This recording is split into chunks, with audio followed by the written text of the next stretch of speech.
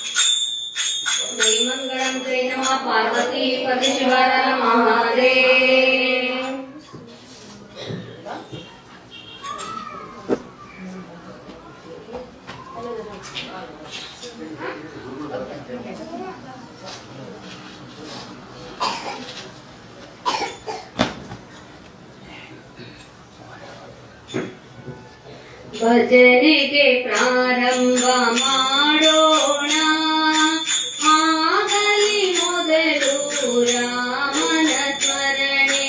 ಭಜನೆಗೆ ಪ್ರಾರಂಭ ಮಾಡೋಣ, ಆಗಲಿ ಮೊದಲು ರಾಮನ ಸ್ಮರಣೆ.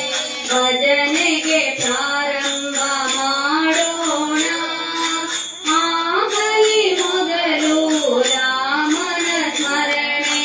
ಭಜನೆಗೆ ಪ್ರಾರಂಭ ಮಾಡೋಣ, ಆಗಲಿ ಮೊದಲು ರಾಮನ ಸ್ಮರಣೆ.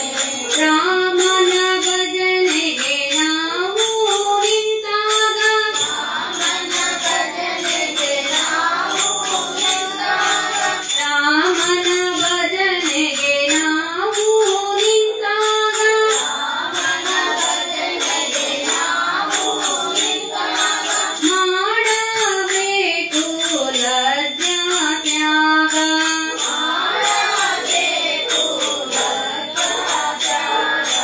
ಭಜನೆಗೆ ಪ್ರಾರಂಭ ಮಾಡೋಣ, ಆಗಲಿ ಮೊದಲು ರಾಮನ ಸ್ಮರಣೆ.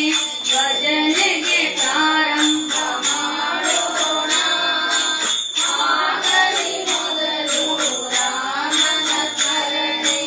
ರಾಗ ತಾಳ ಹೇಗೋ ಇರಲಿ, ರಾಗ ತಾಳ ಹೇಗೋ ಇರಲಿ, ರಾಗ ತಾಳ ಹೇಗೋ ಇರಲಿ, ರಾಗ ತಾಳ ಹೇಗೋ ಇರಲಿ. ರಾಮನ ನಾಮ ಬಾಯಿಗೆ ಬರಲಿ, ರಾಮನ ನಾಮ ಬಾಯಿಗೆ ಬರಲಿ. ಭಜನೆಗೆ ಪ್ರಾರಂಭ ಮಾಡೋಣ, ಆಗಲಿ ಮೊದಲು ರಾಮನ ಸ್ಮರಣೆ. ಭಜನೆಗೆ ಪ್ರಾರಂಭ ಮಾಡೋಣ, ಆಗಲಿ ಮೊದಲು ರಾಮನ ಸ್ಮರಣೆ. ಲಕ್ಷ ಬೇಡ ರಾಗದ ಕಡೆಗೆ, ಲಕ್ಷ ಬೇಡ ರಾಗದ ಕಡೆಗೆ, ಲಕ್ಷ ಬೇಡ ರಾಗದ ಕಡೆಗೆ, ಲಕ್ಷ ಬೇಡ ರಾಗದ ಕಡೆಗೆ. ಭಕ್ತಿ ತುಂಬಲಿ ಹೃದಯದ ಒಳಗೆ, ಭಕ್ತಿ ತುಂಬಲಿ ಹೃದಯದ ಒಳಗೆ. ಭಜನೆಗೆ ಪ್ರಾರಂಭ ಮಾಡೋಣ, ಆಗಲಿ ಮೊದಲು ರಾಮನ ಸ್ಮರಣೆ. ಭಜನೆಗೆ ಪ್ರಾರಂಭ ಮಾಡೋಣ, ಆಗಲಿ ಮೊದಲು ರಾಮನ ಸ್ಮರಣೆ. ರಾಮನ ನಾಮದ ರುಚಿಯೂ ಬಹಳ, ರಾಮನ ನಾಮದ ರುಚಿಯೂ ಬಹಳ, ರಾಮನ ನಾಮದ ರುಚಿಯೂ ಬಹಳ, ರಾಮನ ನಾಮದ ರುಚಿಯೂ ಬಹಳ. ಮಹಾಭಾಗವತರು ಮರುಳ, ಮಹಾಭಾಗವತರು ಮರುಳ. ಭಜನೆಗೆ ಪ್ರಾರಂಭ ಮಾಡೋಣ, ಆಗಲಿ ಮೊದಲು ರಾಮನ ಸ್ಮರಣೆ. ಭಜನೆಗೆ ಪ್ರಾರಂಭ ಮಾಡೋಣ, ಆಗಲಿ ಮೊದಲು ರಾಮನ ಸ್ಮರಣೆ. ಆಗಲಿ ಮೊದಲು ರಾಮನ ಸ್ಮರಣೆ, ಆಗಲಿ ಮೊದಲು ರಾಮನ ಸ್ಮರಣೆ, ಆಗಲಿ ಮೊದಲು ರಾಮನ ಸ್ಮರಣೆ, ಆಗಲಿ ಮೊದಲು ರಾಮನ ಸ್ಮರಣೆ. ಜಯ ನಮಃ ಪಾರ್ವತಿ ಪರಮೇಶ್ವರ ಮಹಾದೇವ. ಲಕ್ಷ್ಮೀ ರಮಣ ಗೋವಿಂದ ಗೋವಿಂದ. ಸೀತಾಕಾಂತ ಸ್ಮರಣೆ. ಜಯ ಜಯ ರಾಮ್.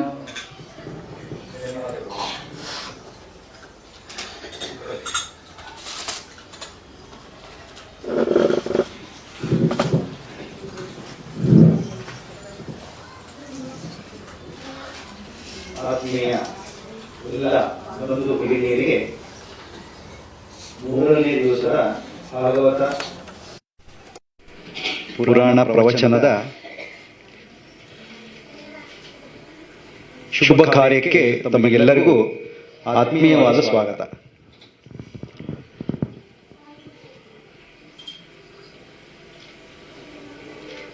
ಪ್ರವಚನ ಪ್ರಾರಂಭ ಆದ ಮೇಲೆ ಒಂದು ಸೂಚನೆಯನ್ನು ಪಾಲನೆ ಮಾಡಬೇಕು. ತಮ್ಮ ಹತ್ರೆಲ್ಲ ಬಹಳ ಮುದ್ದಾದ ಒಂದು ವಸ್ತು ಇದೆ. ಅದನ್ನ ನಮ್ಮ ತರಳಬಾಳು ಡಾಕ್ಟರ್ ಗುರೂಜಿಯವರು ಕರ್ಣಪಿಚಾಚಿ ಅಂತ ಕರೀತಾರೆ. ಅದೆಷ್ಟು ಉಪಯೋಗ ಇದೆಯೋ ಅಷ್ಟೇ ಕೆಲವೊಮ್ಮೆ ನಮಗೆ ತೊಂದರೆಯೂ ಕೊಡ್ತದೆ ಅಲ್ವಾ? ಒಂದು ಸೊಗಸಾದ ಸಮಯದಲ್ಲಿ ಯಾವ್ದಾದ್ರು ಒಂದು ರಿಂಗಣ ಬಂದ್ಬಿಟ್ರೆ ನಿಮ್ಮ ಮನಸ್ಸು ಆ ಕಡೆ ಓಡಿ ಹೋಗ್ಬಿಡ್ತದೆ. ವಾಸ್ತವಿಕವಾಗಿ ಮರೆತು ಬಿಡ್ತೀರಾ ಎಲ್ಲಿದ್ದೀವಿ, ಏನ್ ಮಾಡ್ತಾ ಇದ್ದೀವಿ ಹೇಳಿ. ಅದಕ್ಕೆ ಒಂದು ಸವಿನಯ ಪ್ರಾರ್ಥನೆ ಏನು ಅಂದ್ರೆ, ನಿಮ್ಮಲ್ಲಿ ಮೊಬೈಲನ್ನು ಮ್ಯೂಟ್ ಮಾಡಿ ಇಟ್ಕೊಳ್ಳಿ, ಇಲ್ಲ ಸ್ವಿಚ್ ಆಫ್ ಮಾಡ್ಕೊಳ್ಳಿ. ಮೊಬೈಲನ್ನು ದಯಮಾಡಿ ಕಾರ್ಯಕ್ರಮ ಮುಗಿಯುವವರೆಗೂ ಮಂದಿರದಲ್ಲಿ ಉಪಯೋಗಿಸಬೇಡಿ. ಅದು ನಮ್ಮ ಕಳಕಳೆಯ ಪ್ರಾರ್ಥನೆ. ನಿಮಗೂ ಒಳ್ಳೆಯದು, ಗುರುಗಳಿಗೂ ಒಳ್ಳೆಯದು. ವಂದನೆಗಳು. ಗುರುಗಳು ಕಾರ್ಯಕ್ರಮವನ್ನು ನೆರವೇರಿಸಿಕೊಡ್ಬೇಕಾಗಿ ಪ್ರಾರ್ಥನೆ.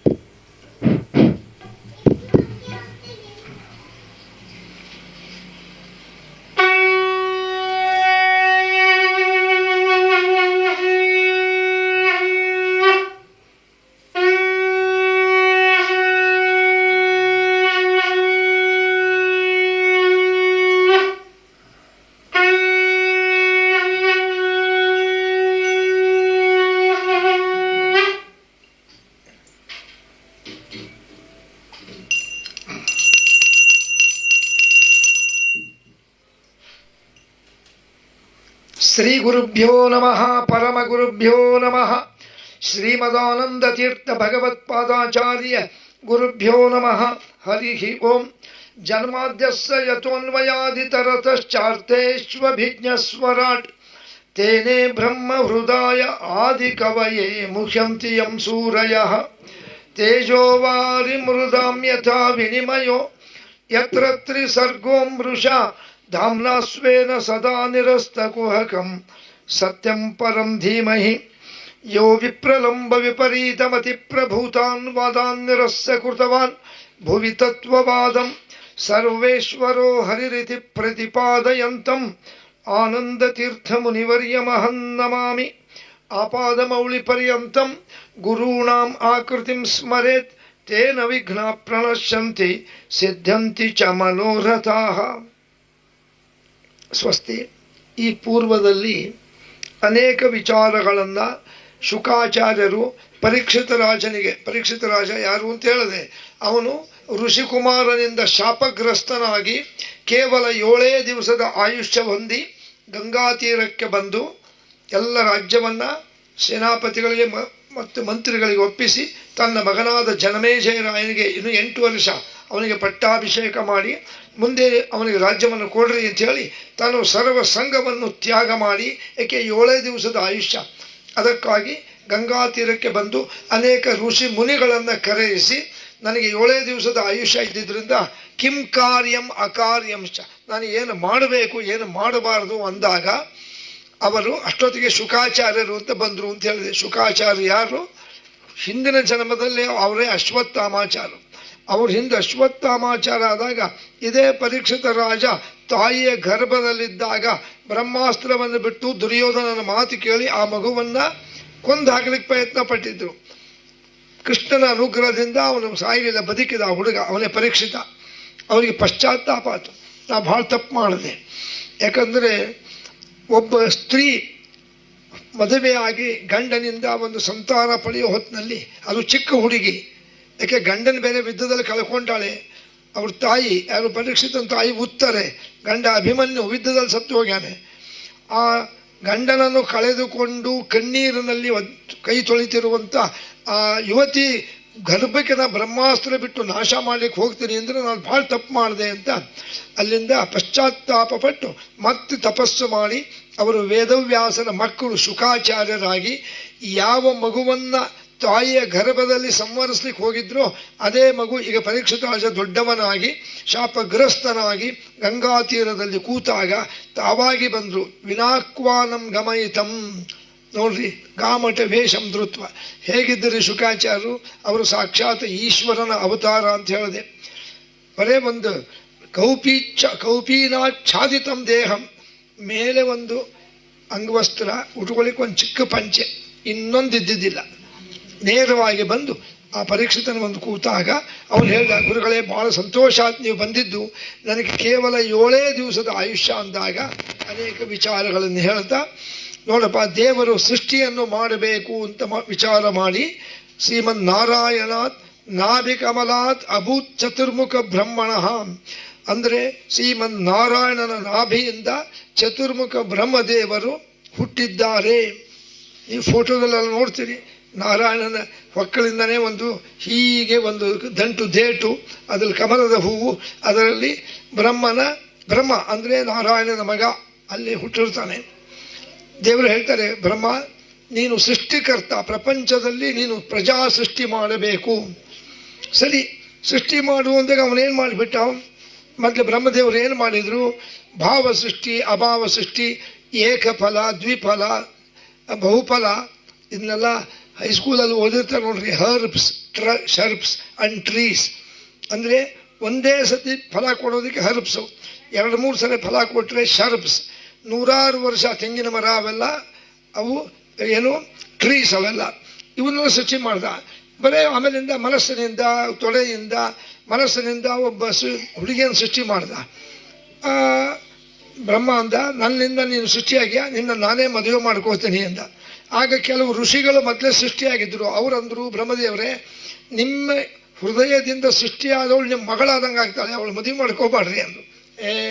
ಸರಿ ಅಂತ ಅವಳನ್ನು ದಿಕ್ ದೇವತೆ, ದಿಶಾ ಅಂತ ಅವಳ ಹೆಸರು, ದಿಕ್ ದೇವತೆ. ಆಮೇಲೆ ಮನಸ್ಸಿನಿಂದ ಸನಕಾದಿ ಋಷಿಗಳು ಅವರಾದರು. ಆಮೇಲೆ ಹುಬ್ಬಿನಿಂದ ಈಶ್ವರ ಸೃಷ್ಟಿಯಾದ, ಹಿಂಗೆಲ್ಲ ಸೃಷ್ಟಿಯಾದರು. ಆಗ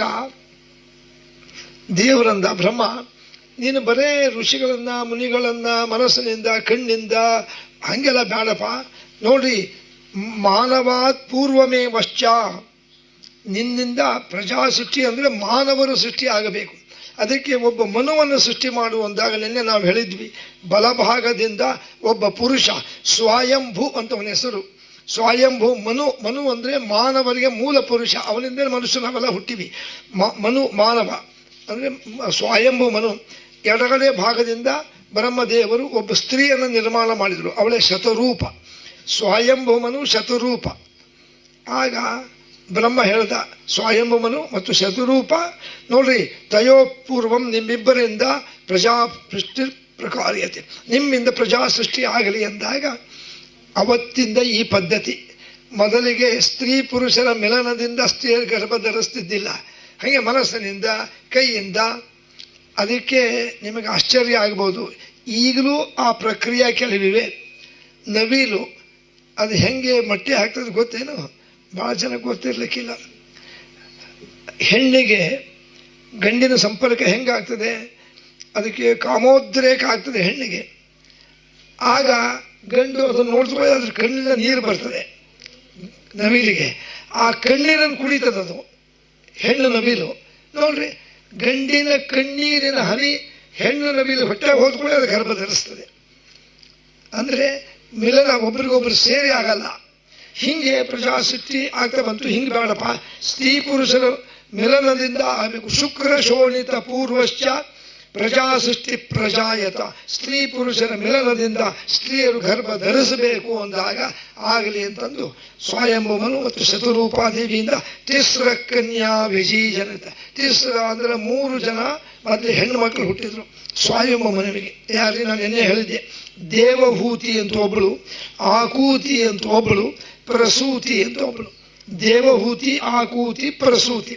ಆಮೇಲೆ ದ್ವೌ ಪುತ್ರೋ ವ್ಯಜೀಜನಿತವು, 2 ಗಂಡು ಮಕ್ಕಳು, ಪ್ರಿಯವ್ರತ ಉತ್ತಾನಪಾದ ಅಂದಾಗ ಪರೀಕ್ಷಿತ ಕೇಳ್ದ, ಬಹಳ ನನಗೆ ಸಂತೋಷ ಆಗ್ತದೆ, ಹಾಗಾದ್ರೆ ಅವ್ರ ವಿಚಾರ ಹೇಳ್ರಿ. ದೇವಹೂತಿ ಯಾರು ಮದುವೆ ಮಾಡಿಕೊಂಡ್ರು, ಮಕ್ಕಳು ಯಾರು, ಆಕೂತಿ, ಪ್ರಸೂತಿ. ಆಗ ಶುಕಾಚಾರ್ಯಂದ್ರು, ಏವಂ ಪುರಾ ತಥೋ ಪೃಷ್ಟಂ ವಿದುರೇಣ ಮಹಾತ್ಮನಃ. ಅಲ್ಲಪ್ಪ ಪರೀಕ್ಷಿತ ರಾಜ, ನೀ ಏನೀಗ ನನ್ನ ಪ್ರಶ್ನೆ ಕೇಳಿದಲ್ಲ, ಆ ಹೆಣ್ಮಕ್ಳಿಂದ ಯಾರ್ಯಾರು ಹುಟ್ಟಿದ್ರು ಏನು ಅಂತ, ಇದೇ ಪ್ರಶ್ನೆಯನ್ನು ವಿದುರ ಎಂಬುವಂಥ ಭಗವದ್ ಭಕ್ತ ಮೈತ್ರೇಯರು ಎಂಬ ಋಷಿಗಳಿಗೆ ಕೇಳಿದ್ದ. ಅವರು ಮೈತ್ರೇಯರು ವಿದುರನಿಗೆ ಏನು ಹೇಳಿದ್ರು ಅದನ್ನು ನನಗೆ ಹೇಳ್ತೀನಿ ಈಗ ಅಂದಾಗ, ವಿಸ್ಮತೋ ವಾಕ್ಯಮಬ್ರವೀತ್. ಪರೀಕ್ಷಿತ ರಾಜನಿಗೆ ಆಶ್ಚರ್ಯ ಆಯಿತು. ಅಲ್ಲ, ವಿದುರ ಹಸ್ತಿನಾಪುರದಾಗಿದ್ದವನು ಎಲ್ಲಿ ಪ್ರಶ್ನೆ ಕೇಳ್ದ? ಇವತ್ತಿನ ಅಲಹಾಬಾದ್ ಅಂತ ನೋಡ್ರಿ, ತ್ರಿವೇಣಿ ಸಂಗಮ ಅಂದರೆ ಅದಕ್ಕೆ ಪ್ರಯಾಗರಾಜ್ ಅಂತಾರೆ. ಆ ಅಲ್ಲಿ ನಾವೆಲ್ಲ ಹೋಗಿವಿ, ತಾವೆಲ್ಲ ಹೋಗಿರ್ಬೋದು. ಅಲ್ಲಿ ಗಂಗಾ, ಯಮುನಾ, ಸರಸ್ವತಿ 3 ನದಿ ಸೇರ್ತವೆ. ಅಲ್ಲಿ ಅದು ಎಲ್ಲಿ ಬರ್ತದೆ ಅಂದರೆ ಉತ್ತರ ಭಾರತದಲ್ಲಿ ಬರ್ತದೆ, ಪ್ರಯಾಗರಾಜ್ ಅಂತ. ಸರಿ, ಅಲ್ಲಿ ವಿದುರ ಬಂದಿದ್ದಂತೆ. ಬಂದಾಗ ಅಲ್ಲಿ ಮೈತ್ರೇಯರು ಅಂತ ಋಷಿಗಳು ಬಂದರು. ಅವರಿಗೆ ಈ ಪ್ರಶ್ನೆ ಕೇಳ್ದ, ಮತ್ತು ಸ್ವಯಂ ಮನುವಿಂದ 3 ಜನ ಕನ್ಯೆಯರು 2 ಪುರುಷರು ಹುಟ್ಟಿದ್ರು ಅಂತ ಹೇಳಿದ್ರು, ಅದು ಹೇಳ್ರಿ ಅಂದಾಗ, ನೋಡ್ರಿ, ತದಂ ವಾಕ್ಯಂ ತದಶ್ರುತ್ವ ಪುನರ್ ಪ್ರಪುಚ್ಛ ಯಾರು ನೃಪವಾನ್ ಗತ. ಮತ್ತು ಪರೀಕ್ಷಿತ ಕೇಳ್ತಾನೆ, ಶುಕಾಚಾರ್ಯ ನಂಗೆ ಸ್ವಲ್ಪ ಅನುಮಾನ ಇದೆ ಇಲ್ಲಿ. ಏನು ಅನುಮಾನ? ವಿದುರ ಹಸ್ತನಾಪುರದಾಗಿದ್ದವನು ಪ್ರಯಾಗಂದ್ರೆ ಅಲ್ಲಿಗೊಂದು 400-500 ಮೈಲಿ, ಅಲ್ಯಾಕೆ ಹೋದ? ಅಲ್ಯಾಕಿದ್ದವನು, ಅಲ್ಯಾಕೆ ಮೈತ್ರೇಯರು ಯಾರು ಅವರಲ್ಲ ಅಂದಾಗ ಶುಕಾಚಾರ್ಯ ಅಂತಾರೆ, ಹಾಗಾದ್ರೆ ಸ್ವಲ್ಪ ನಿಂಗೆ ಹಿಂದಿನ ವಿಚಾರ ಹೇಳಬೇಕು.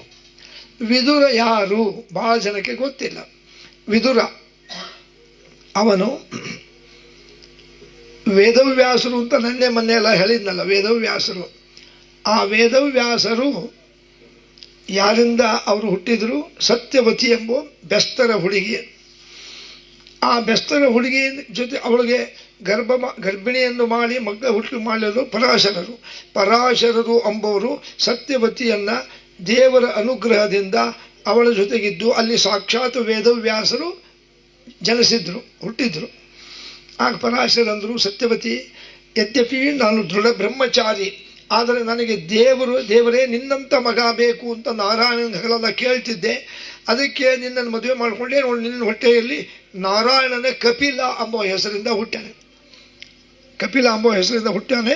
ನಾ ಇನ್ನು ತಪಸ್ಸಿಗೆ ಹೋಗ್ತೀನಿ. ಆ ಹಿಂದಿನ ಕಾಲದಲ್ಲಿ ಹಾಗೆ ಒಬ್ಬರಿಬ್ಬರು ಮಕ್ಕಳಾದಮೇಲೆ ವೈರಾಗ್ಯ ಬಂದು ಗಂಡಸರು ತಪಸ್ಸಿಗೆ ಹೋಗ್ಬಿಡೋರು. ಅವಳಂದ್ಲು, ಮತ್ತೆ ನೀವು ತಪಸ್ಸಿಗೆ ಹೋದರೆ ಇಲ್ಲ, ಇಷ್ಟೊತ್ತಿಗೆ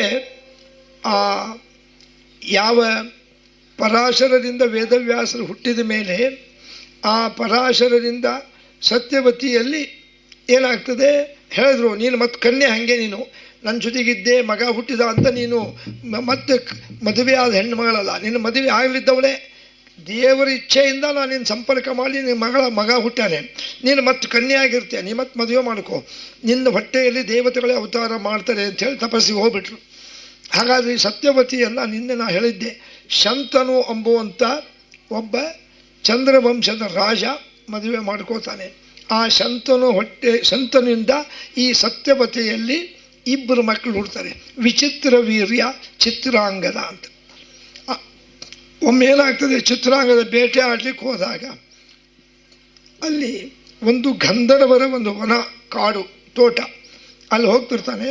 ಆ ಗಂಧರ್ವರು ಬಂದು, ಏನಪ್ಪ ಇದು ಗಂಧರ್ವರ ಪ್ರದೇಶ, ಇಲ್ಲಿ ಮನುಷ್ಯರು ಬರಬಾರದು, ಆ ಕಡೆಯಿಂದ ಹೋಗುವುದು. ಅವನಂದ, ನಾನು ಶಂತನುವಿನ ಮಗ, ವಿಚಿತ್ರ ವೀರ್ಯನ ತಮ್ಮ, ನಾನು ರಾಜಕುಮಾರ, ನನಗೆ ಯಾರೂ ನಿರ್ಬಂಧ ಮಾಡೋಂಗಿಲ್ಲ. ಇಲ್ಲಪ್ಪ, ಇಲ್ಲಿ ಬರಬಾರ್ದು, ಇದು ಗಂಧರ್ವರ ಪ್ರದೇಶದಲ್ಲಿ ಮನುಷ್ಯರು ಬರಬಾರ್ದು ಅಂದ ಕೂಡಲೇ ಸಿಟ್ಟು ಬಂದು ಇವನೇನು ಮಾಡ್ದ, ಬಿಲ್ಲು ಬಾಣ ತೆಗೆದ. ಯುದ್ಧ ಶುರುವಾಯಿತು. ಗಂಧರ್ವರಿಗೂ ಮತ್ತು ಯಾರಿಗೆ? ಚಿತ್ರಾಂಗದನಿಗೆ. ಅವರು ಗಂಧರ್ವರು ದೇವತೆಗಳು ನೋಡ್ರಿ, ಅವನು ಇವನನ್ನು ಸಾಯಿಸೇ ಬಿಟ್ರು. ಚಿತ್ರಾಂಗದ ಸತ್ಯ ಹೋಗಿಬಿಟ್ಟ. ಅದು ವಿಚಿತ್ರ ರೀತಿ ಗೊತ್ತಾಯಿತು, ನನ್ನ ತಮ್ಮ ಗಂಧರ್ವನಿಂದ ಹತನಾದ ಅಂತ ಬಹಳ ದುಃಖ ಆಯಿತು. ಸರಿ ಆಗಲಿ ಅಂದಾಗ ಅಷ್ಟೊತ್ತಿಗೆ ಸತ್ಯವತಿ, ಮೊದಲೇ ಮಗ ವೇದವ್ಯಾಸರಲ್ಲ, ಸತ್ಯವತಿಯಲ್ಲಿ ಪರಾಶರರಿಂದ ವೇದವ್ಯಾಸ ಹುಟ್ಟಿದ್ದ. ಈ ವಿಚಿತ್ರವೀರ ಎರಡನೇ ಅವನು, ಅಂದರೆ ಈಗ ಹುಟ್ಟಿದವನಿವನು. ಸರಿ, ಶಂತನುವಿಂದ ಹುಟ್ಟಿದವನು. ಮುಂದೆ ಸ್ವಲ್ಪ ದಿವಸ ಆದಮೇಲೆ ವೇದವ್ಯಾಸರನ್ನು ಕರೆದು ಸತ್ಯವತಿ ಹೇಳಿದ್ಲು, ವೇದವ್ಯಾಸ, ನಮ್ಮ ಮಗ ಹುಟ್ಟ್ಯಾನಲ್ಲಪ್ಪ, ಈ ಇನ್ನೊಬ್ಬನು ವಿಚಿತ್ರ ವೀರ್ಯ, ಅವನಿಗೆ ಮದುವೆ ಮಾಡಬೇಕು, ಒಳ್ಳೆ ಕನ್ಯೆಗೆ ಕರ್ಕೊಂಬ. ಹೌದಾ, ಸರಿ ಅಂತಂದು ಪ್ರಯತ್ನ ಮಾಡಿ ಹೊರಡಬೇಕು ಅಂತಿದ್ದ. ಅಷ್ಟೊತ್ತಿಗೆ ಏನಾಗಿದೆ, ಅವನಂದ ವೇದವ್ಯಾಸ ಅಂದರು, ಅಮ್ಮ ಇನ್ನೊಂದು ಸ್ವಲ್ಪ ದೊಡ್ಡವನಾಗಲಿ, ಮೊನ್ನಿನ್ನೂ ಅವ್ರ ತಮ್ಮ ಸತ್ತಾನೆ, ಈ ದುಃಖದಲ್ಲಿ ಮದುವೆ ಬೇಡ, ಒಂದು ಸ್ವಲ್ಪ ದಿವಸ ಕಾಲಾಂತರ ಕಳೀರಿ, ಮುಂದೆ ಆಗ್ತದೆ. ಈ ಮಧ್ಯೆ ಏನಾಗಿದೆ ಅಂದರೆ, ಈ ಯಾವ ಶಂತನು ರಾಜ ವೇದವ್ಯಾಸರು ಬೇಕಾದ ಕರೀತಿದ್ರು, ಅವನಿಂದ ಏನು ಕೇಳಿ ಹೇಳಿ ಮಾಡ್ತಿದ್ರು. ಮುಂದೆ ಕಾಲಾಂತರದಲ್ಲಿ ಏನಾಗಿದೆಪ್ಪ ಅಂದರೆ, ಈ ಶಂತನು ರಾಜ ಒಮ್ಮೆ ಬೇಟೆ ಆಡಲಿಕ್ಕೆ ಹೋದಾಗ ಗಂಗಾ ತೀರದಲ್ಲಿ ಒಬ್ಬ ಹುಡುಗಿ ನಿಂತಿದ್ಲು, ಸುಂದರ ಸ್ತ್ರೀ. ಕೇಳಿದ, ಯಾರನ್ನು? ಕಸ್ತಂಬಾಲ ಕಿಮತ್ರ ಮತ್ರ ತಿಷ್ಠಿತಂ, ನೀವ್ಯಾರು ಅಂದ್ಲು. ನಾನು ಶಂತನು ಅಂತ, ಹಸ್ತನಾಪುರದ ರಾಜ, ನಾನು ನಿನ್ನನ್ನು ಮದುವೆ ಮಾಡ್ಕೋತೀನಿ ಅಂದರು. ಏಕೆ? ಅವಳಲ್ಲೂ ನನ್ನ ನೀವು ಮದುವೆ ಮಾಡ್ಕೋತೀರಾ? ನಿಮಗಾಗಲೂ ಒಬ್ಬ ಹೆಂಡತಿ ಇರಬೇಕಲ್ಲ, ಇದ್ದಾಳೆ, ಆದರೂ ನಾನು ನಿನ್ನ ಮದುವೆ ಮಾಡ್ಕೋತೀನಿ. ಸರಿ ಆಗಲಿ ಅಂದ್ಲು. ಅವಳು ಸಾಕ್ಷಾತ್ ಗಂಗಾದೇವಿ, ಗಂಗಾದೇವಿ ಮದುವೆ ಮಾಡ್ಕೊಂಡ್ಬಂದ. ಆ ಗಂಗಾದೇವಿಯಲ್ಲಿ ಅವಳು ಹೇಳಿದ್ಲು, ಹಾಗಾದರೆ ನಂದೊಂದು ನಿಯಮ ಇದೆ ಅಂದ್ಲು. ಶಂತನು ರಾಜ, ನಂದೊಂದು ನಿಯಮ, ನಾನು ಗಂಗಾದೇವಿ, ಗಂಗಾ ನದಿ, ನನಗೆ ನೀನು ನಾ ಏನರ ಮಾಡಿದರೆ ಯಾಕೆ ಮಾಡ್ತಿದ್ದಿ, ಯಾಕೆ ಮಾಡಲ್ಲ ಅಥವಾ ಮಾಡಬೇಡ ಹೇಳಬಾರ್ದು, ನಾ ಏನು ಮಾಡಿದ್ರು ಸುಮ್ಮನೆ ಇರಬೇಕು. ಆಗಲಿ ಅಂದ. ನೋಡ್ರಿ, ಮುಂದೆ ಆ ಗಂಗಾದೇವಿಯಲ್ಲಿ 6 ಜನ ಮಕ್ಕಳು ಹುಡ್ತಾರೆ, ಒಬ್ಬೊಬ್ಬರೇ. ಪ್ರತಿ ಸಾರಿ ಹುಟ್ಟಿದ ಮಕ್ಕಳನ್ನು ಗಂಗಾದೇವಿ ಬಟ್ಟೆ ಸುತ್ತಕೊಂಡು ಗಂಗೆಗೆ ಎಸ್ಬಿಡ್ತಾಳೆ. ಇವನಿಗೆ ಸುಟ್ಟು ಬರ್ತದೆ, ಅಲ್ಲ ಅಪರೂಪಕ್ಕೆ ಮಗು ಹುಟ್ಟಿದ್ರೆ ಗಂಗಾ ನದಿ ಯಾಕೆ ಎಸೀತಿದ್ದಿ? ನಾ ಹೇಳ್ದಲ್ಲ ಹಂಗೇನು ಕೇಳಬಾಡಿ ಅಂತಂದು. ಭಾಳ ತಪ್ಪು ಮಾಡ್ಲಿಕ್ಕೈತಿ, ಎಲ್ಲ ಮಕ್ಕಳು ಹುಟ್ಟೋದೇ ಅಪರೂಪ. ನನಗೆ 6 ಜನ ಗಂಡು ಮಕ್ಕಳನ್ನ ನೀರಿನಾಗ ಎಷ್ಟು ಬಿಟ್ಟಲ್ಲ. ಮಾತಾಡಲಿಲ್ಲ, ಸಿಟ್ಟು ಬಂತು, ತಡಿ ನೋಡಂತ ಮತ್ತೆ ಗರ್ಭಿಣಿ ಆದ್ಲು. ಒಳ್ಳೆಯದು. ಈ ಸತಿ ಮತ್ತೆ ಬಟ್ಟೆ ತೊಗೊಂಡು ಆ ಮಗನು ಒಯ್ತಿದ್ಲು. ಓಡಿ ಬಂದ ಶಂತನು, ನೀನು ಮನುಷ್ಯನೋ ರಾಕ್ಷಸೇನೋ, 6 ಮಕ್ಕಳನ್ನು ಕೊಂದೀಯ, ಮತ್ತು ಈ ಮಗನು ಹೆಸರು ಕೊಂಟಿಯಲ್ಲ. ಅವಳಂದ್ಲು, ನಾನು ನಿಮಗೆ ಹೇಳಿದ್ದೆ ನನಗೇನು ಕೇಳಬಾಡ್ರಿ ಅಥವಾ ಬೇಡ ಅಂತ, ಹಾಗಾದರೆ ಈ ಮಗು ನಾ ಗಂಗೆಯಲ್ಲಿ ಹಾಕಲ್ಲ, ನಿಮ್ಮನ್ನು ಕೊಡ್ತೀನಿ, ನೀವೇ ಸಾಕಲಿ, ನಾ ಹೊರಟು ಬರ್ತೀನಿ ಅಂತ ಅವಳು ಬಿಟ್ಟು ಸ್ವರ್ಗಕ್ಕೆ ಹೋಗಿಬಿಟ್ಲು. ಆ ಮಗು ಏನಿತ್ತಲ್ಲ ಅವನಿಗೆ ದೇವವ್ರತ ಅಂತ ಹೆಸರಿಟ್ರು. ಮುಂದೆ ಸ್ವಲ್ಪ ದಿವಸ ಆದಮೇಲೆ ಇನ್ನೂ ಸತ್ಯವತಿ ಮದುವೆ ಮಾಡ್ಕೊಂಡಿದ್ದಿಲ್ಲ. ತನ್ನ ಮಗ ದೇವವ್ರತನ ಜೊತೆಗಿದ್ಲು, ಹೆಂಡತಿ ಗಂಗಾ ಹೋಗಿಬಿಟ್ಟಾಳೆ. ಮತ್ತೊಂದು ಸಾರಿ ಭೇಟಿ ಆಡ್ಲಿಕ್ಕೆ ಬಂದಾಗ ಈ ಸತ್ಯವತಿಯನ್ನು ನೋಡಿ ಅವಳನ್ನು ಮದುವೆ ಮಾಡ್ಕೋತಾನೆ. ಆದರೆ ಸತ್ಯವತಿಯ ತಂದೆ ಆ ಬೆಸ್ತರ ರಾಜ ಒಂದು ನಿಯಮ ಹಾಕ್ತಾನೆ, ನೋಡಪ್ಪ ನನ್ನ ಮಗಳು ಸತ್ಯವತಿಯನ್ನು ಕೊಡ್ತೀನಿ, ಒಂದು ನಿಯಮ ಏನು, ಇವಳು ಹೊಟ್ಟೆಯಾಗಿ ಹುಟ್ಟೋ ಮಕ್ಕಳಿಗೆ ರಾಜ್ಯ ಕೊಡಬೇಕು. ಯಾಕೆ? ನಿನಗಾಗಲೀಗ ಗಂಗಾದೇವಿ ಮಗ ದೇವವ್ರತ ಇದ್ದಾನೆ, ಈಗ ಮತ್ತೆ ನನ್ನ ಮಗಳನ್ನು ಕೊಟ್ಟರೆ ನನ್ನ ಮಗಳಿಗೆ ಉಪಯೋಗ ಏನು? ನೀನು ರಾಜ್ಯದ ದೇವವ್ರತನ ಕೊಡ್ತೀಯ, ಅವ್ರ ವಂಶ ಮುಂದುವರಿತದೆ. ನನ್ನ ಮಗಳು ಅಂದರೆ ಸತ್ಯವತಿ ಏನು ಕೊಟ್ಟಿನಲ್ಲ, ಅವಳ ಹೊಟ್ಟೆಯಲ್ಲಿ ಹುಟ್ಟೋ ಗಂಡು ಮಕ್ಕಳಿಗೆ ರಾಜ್ಯ ಕೊಡೋದಾದರೆ ನಾನು ಮದುವೆ ಮಾಡಿಕೊಡ್ತೀನಿ ಅಂದ. ಇದು ಅದು ಸಾಧ್ಯ ಇಲ್ಲ ಅಂದ. ಯಾಕೆ? ದೊಡ್ಡ ಮಗ ನನಗೆ ದೇವವ್ರತ ಇದ್ದಾನೆ, ಅವನು ಬಿಟ್ಟು ಈಗ ನೀನು ಮದುವೆ ಮಾಡ್ಕೊಂಡಂತ ನಿನ್ನ ಮಗಳ ಹೊಟ್ಟೆಯಲ್ಲಿ ಹುಟ್ಟೋ ಮಕ್ಕಳಿಗೆ ಕೊಡಲಿಕ್ಕೆ ಆಗೋದಿಲ್ಲ ಅಂದಾಗ, ಹಾಗಂದ್ರೆ ಬೇಡ ಅಂದ. ನೋಡ್ರಿ, ಹಿಂಗೇ ನಡೀತು. 1 ತಿಂಗಳು 2 ತಿಂಗಳು. ಆ ಸತ್ಯವತಿಯನ್ನು ಮದುವೆ ಮಾಡ್ಕೋಬೇಕು ಅಂತ ಇವನಿಗೆ ಇಚ್ಛಾ. ಅವರ ಅಪ್ಪ ಒಪ್ತಿಲ್ಲ, ಅಂದರೆ ಕೊಡ್ತೀನಿ, ಅವಳು ಹೊಟ್ಟೆಗೆ ಹುಟ್ಟೋ ಮಕ್ಕಳಿಗೆ ರಾಜ್ಯ ಕೊಡಬೇಕು. ಇದು ಆಗ್ತಿದ್ದಿಲ್ಲ. ಮನಸ್ಸಿಗೆ ಹಚ್ಕೊಂಡ್ಬಿಟ್ಟ. ನೋಡ್ರಿ, ಮನಸ್ಸಿಗೆ ಹಚ್ಕೊಂಡಾಗ ದಿವಸಕ್ಕೆ ಕೊರಗಲಿಕ್ಕೆ ಹತ್ತಿದ.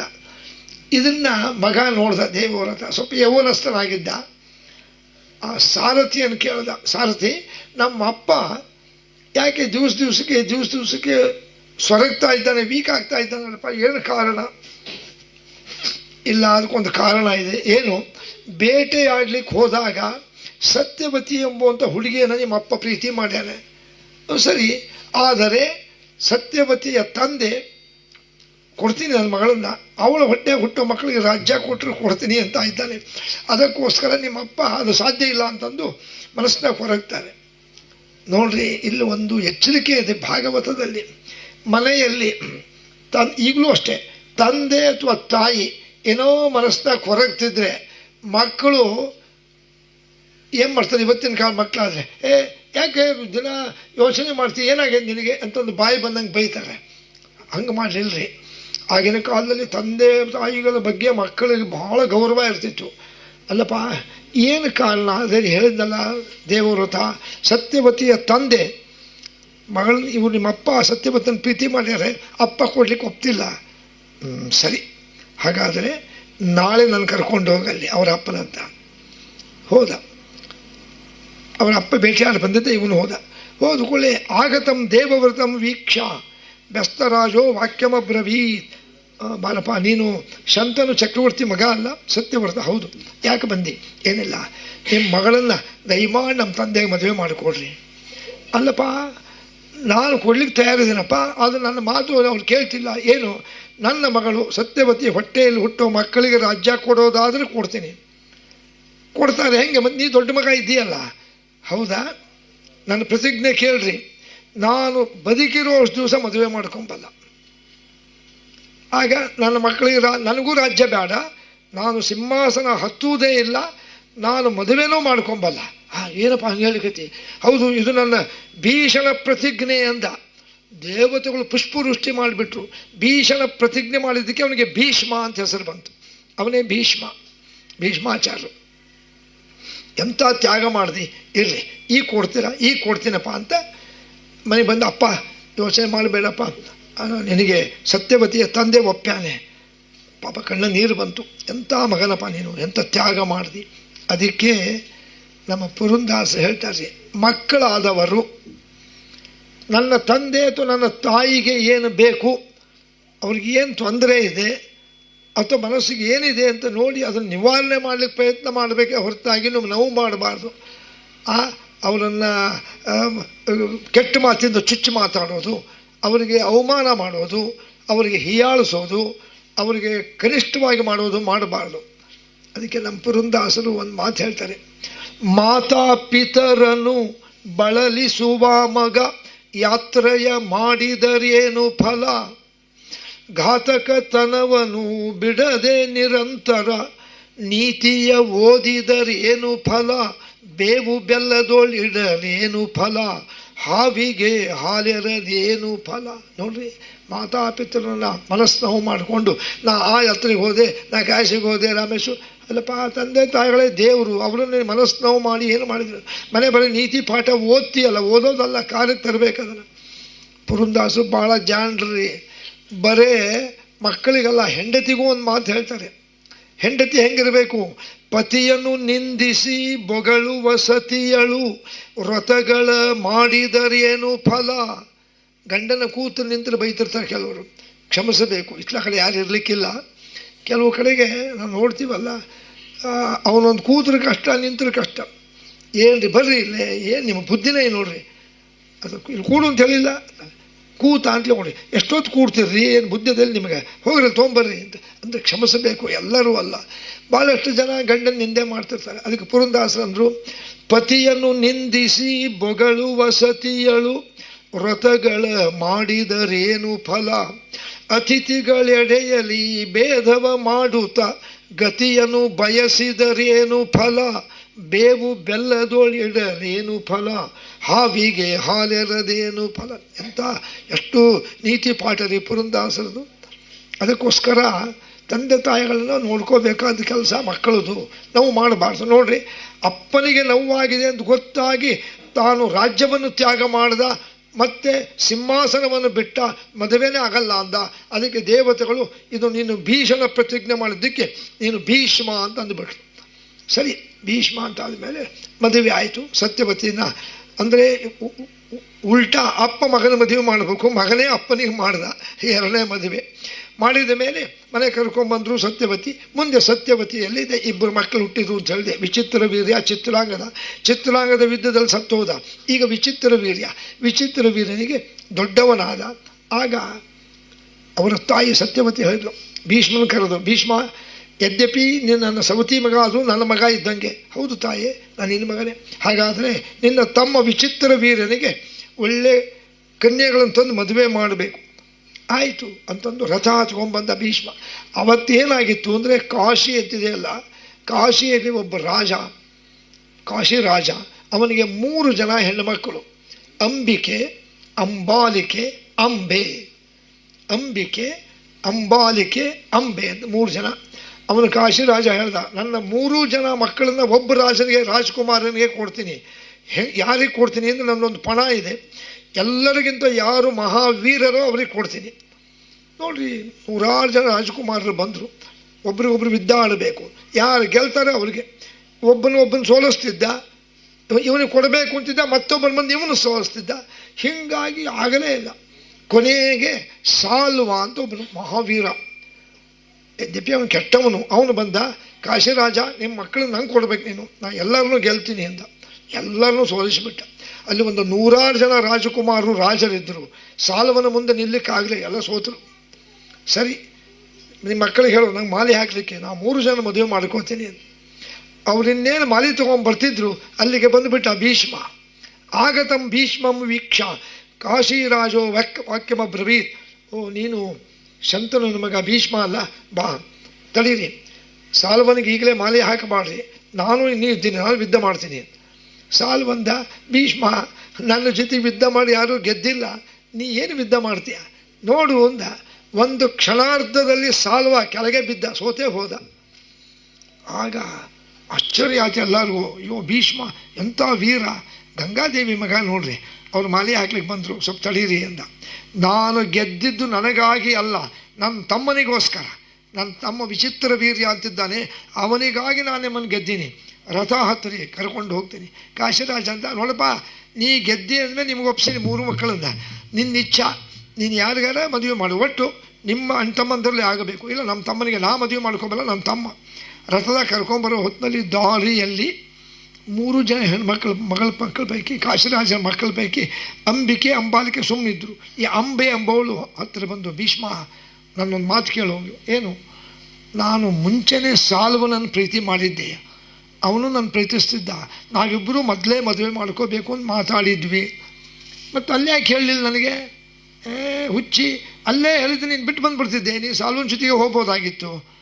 ಮತ್ತು ನೀ ಗೆದ್ದೆಲ್ಲ ಇರಲಿ, ಈಗೇನು ತಪ್ಪು ಕಾಲ ಆಗಿ ಮುಂಚಿನ, ನಿನಗಿಲ್ಲೇ ನಿಲ್ಲಿಸ್ತಿದ್ದ. ಇನ್ನೂ ನಾವು ಊರಿಂದ ದೂರ ಬಂದಿಲ್ಲ, ಕಾಶಿ ಊರಿಂದ ನೀನು ಹೋಗಿಬಿಡುವುದು. ಆಯ್ತಪ್ಪ, ಉಪಕಾರ ಆಯಿತು ಅಂತ ಹೇಳೋದು. ಅವಳು ಕಾಶಿರಾಜನ ಬಳಿಗೆ ಬಂದಳು.